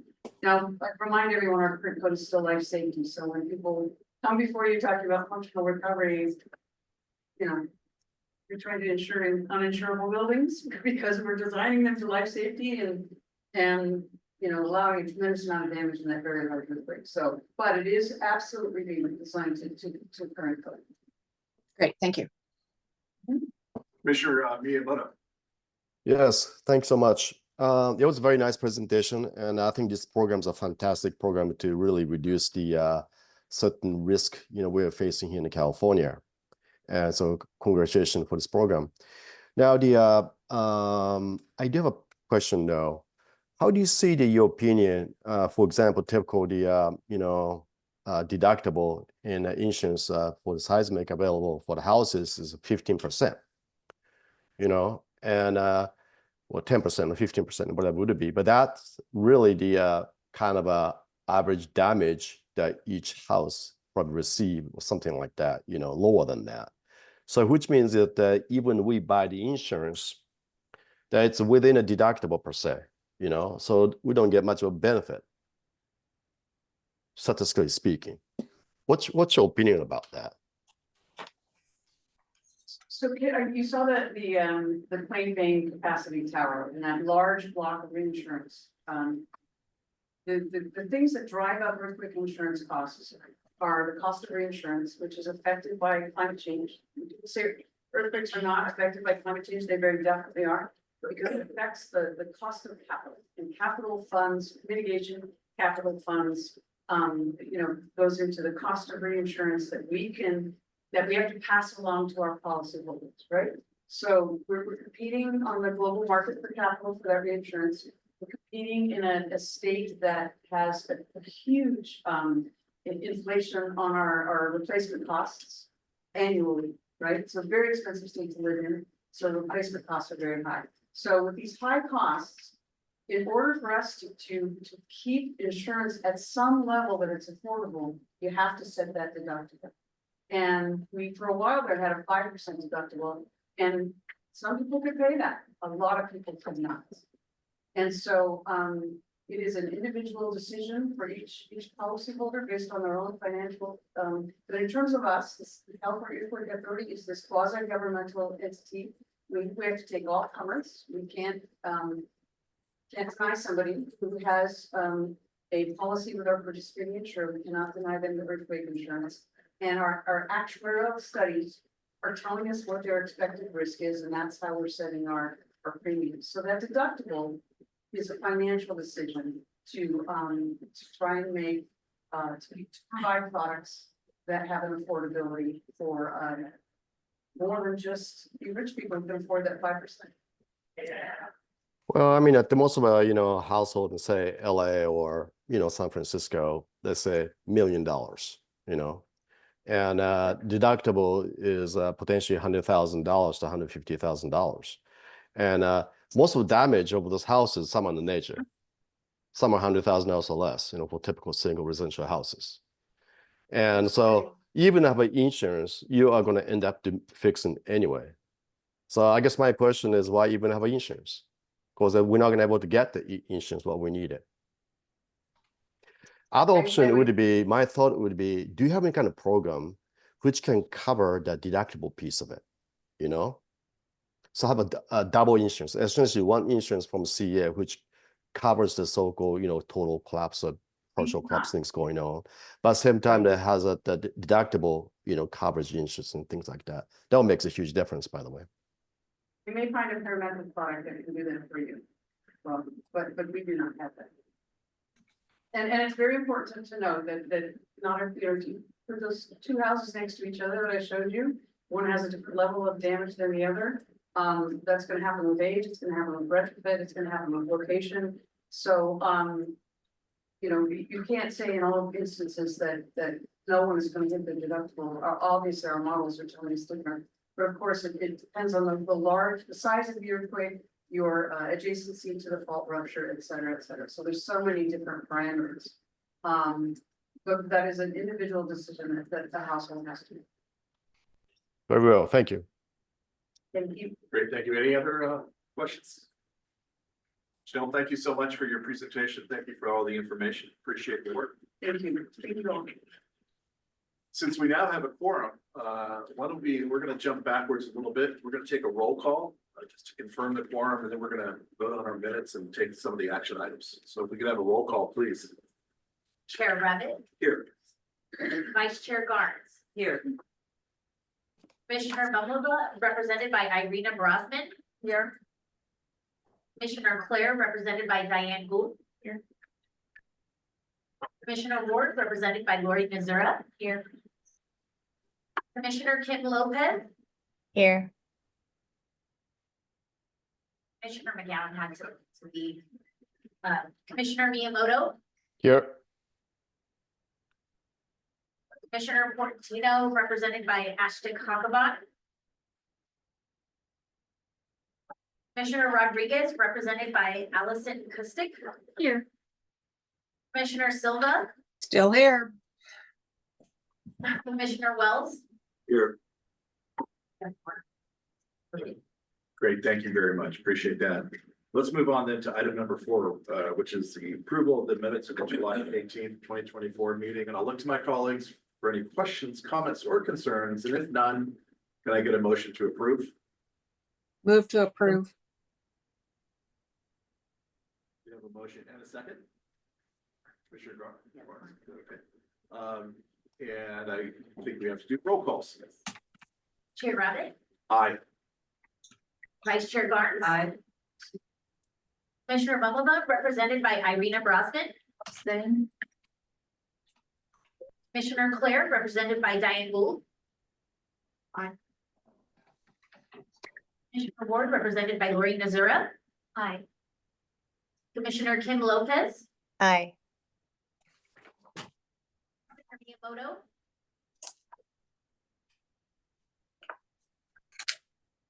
Commissioner Miyamoto. aye, sorry. And then we have Commissioner Rodriguez, represented by Allison Kustik. Aye. Commissioner Silva. Aye.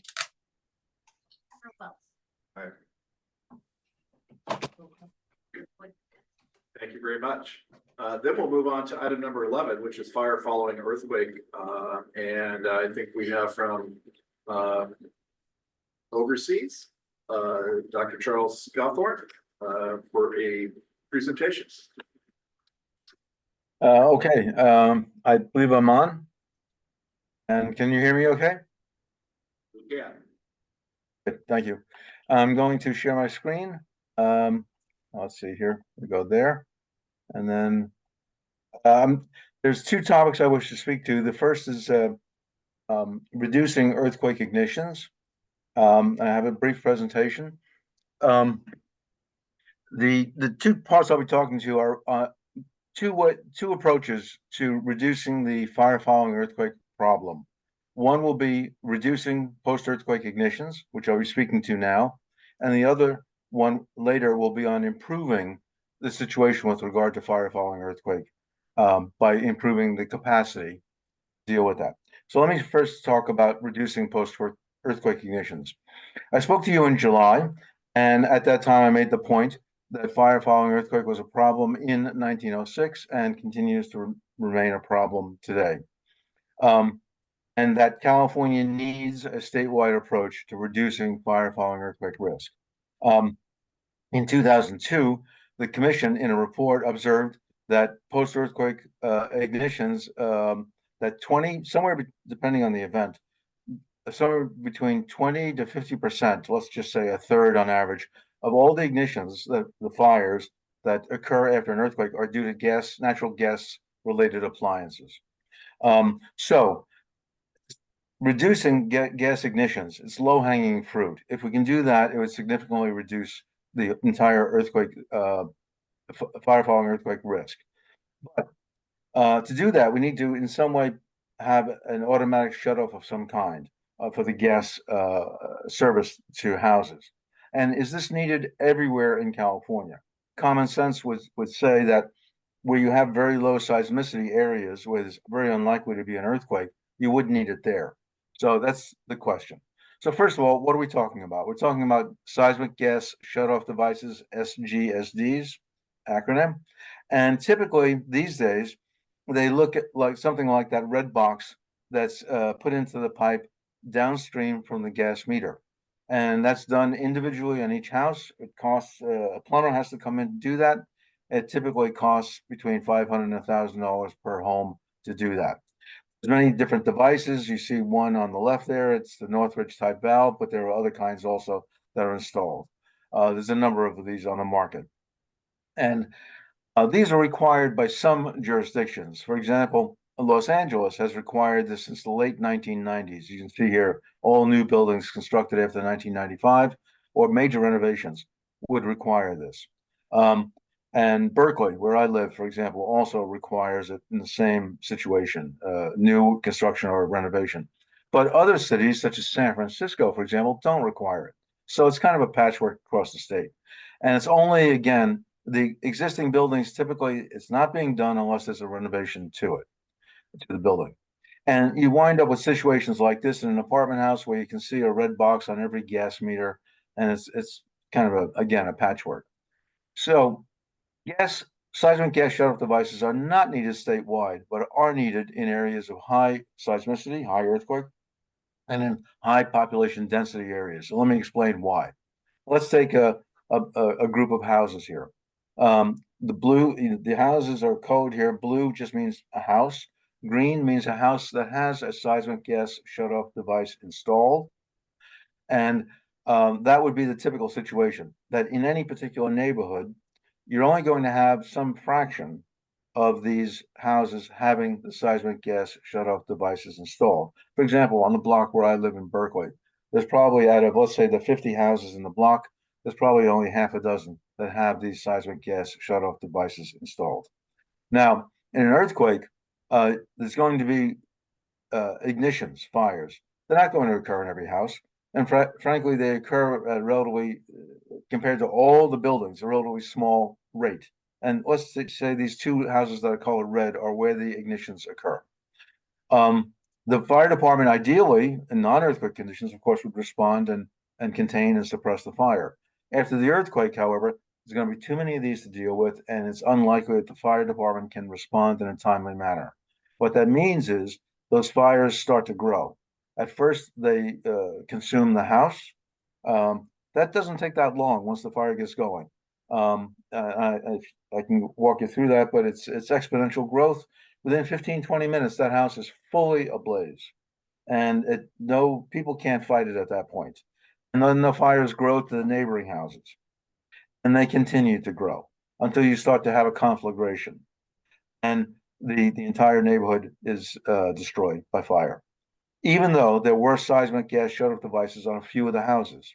It's sort of like the COVID epidemic situation. If you don't have most people getting a vaccine, you don't get the herd immunity that you need. And so what we need here is herd immunity for fire after earthquake. You need all of these houses having seismic gas shutoff devices installed, but only in areas of lower density. If the houses are far apart, then the fires are not going to transmit. But in urban areas, Bay Area and Southern California, the density is such that you need that herd immunity. And also if you have low seismicity, no earthquakes, again, of course, you probably don't need this. So where is it cost effective and where is it not cost effective?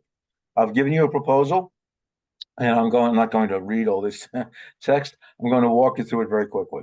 The proposal is to actually quantify where it is cost effective to install seismic gas shutoff devices on a complete basis and where it's not. And to do that, we're going to do a straightforward benefit cost analysis consisting of first task, compose a building inventory. We're not going to do this from scratch. We're going to take off the shelf things, starting with the University of California's Borealis inventory. And I'm going to go through this in more detail in the next slides. So let me just say the second task would have to do with seismicity. The third task would have to do with industry input US input and also in Japan. I'll explain why. Then the analysis, and then the deliverables and final report. So the first task would be to develop that building inventory. Where is the density and where is the lack of density? And the Braille's system is a building inventory that's been compiled by the University of California. But it's been compiled for earthquake purposes, not for fire following purposes. So I'd have to enhance that in some ways. And I've met with the Braille's people, and we would do that. The next step would be to look at the seismicity in the state of California. We would use the USURF 3 model, or even more recent work that's currently underway by the U.S. Geological Survey. In any event, we would use the best available information. Third, we would do the analysis, which consists basically of the seismicity being overlaid with the building density and determining where the seismic gas shutoff devices are cost effective. And my guess is, I haven't done the analysis, my guess is it's going to be the Los Angeles Basin and the Bay Area. It's in the Central Valley where the seismicity is lower. I don't think they're going to be required, but the analysis will show what the benefits and costs are for doing that. Now, I mentioned taking into account Japanese input. The Japanese realized this decades ago, and Tokyo Gas, for example, divided this gas distribution system into 3,800 blocks and so on. They also installed in every gas meter in the country. They changed every gas meter in the country and installed a gas meter with a built-in seismic gas shutoff device. And in the event of an earthquake, this triggers and shuts off the gas. And this works very well in Japan. And it was all 125 million people. It was all installed after the Kobe earthquake. And it's very easy to reset it. They don't have any problems with false triggers, but if in the very unlikely event that a truck going by or something has set it off, the homeowner can go out and the instructions are there in Japanese and in English to simply push a button and reset it. Works very well.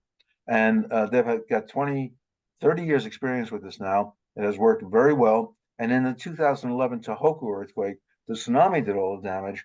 There was there were a number of fires, but they didn't spread, and most of them were cut off. This worked very well to prevent a great number of fires. So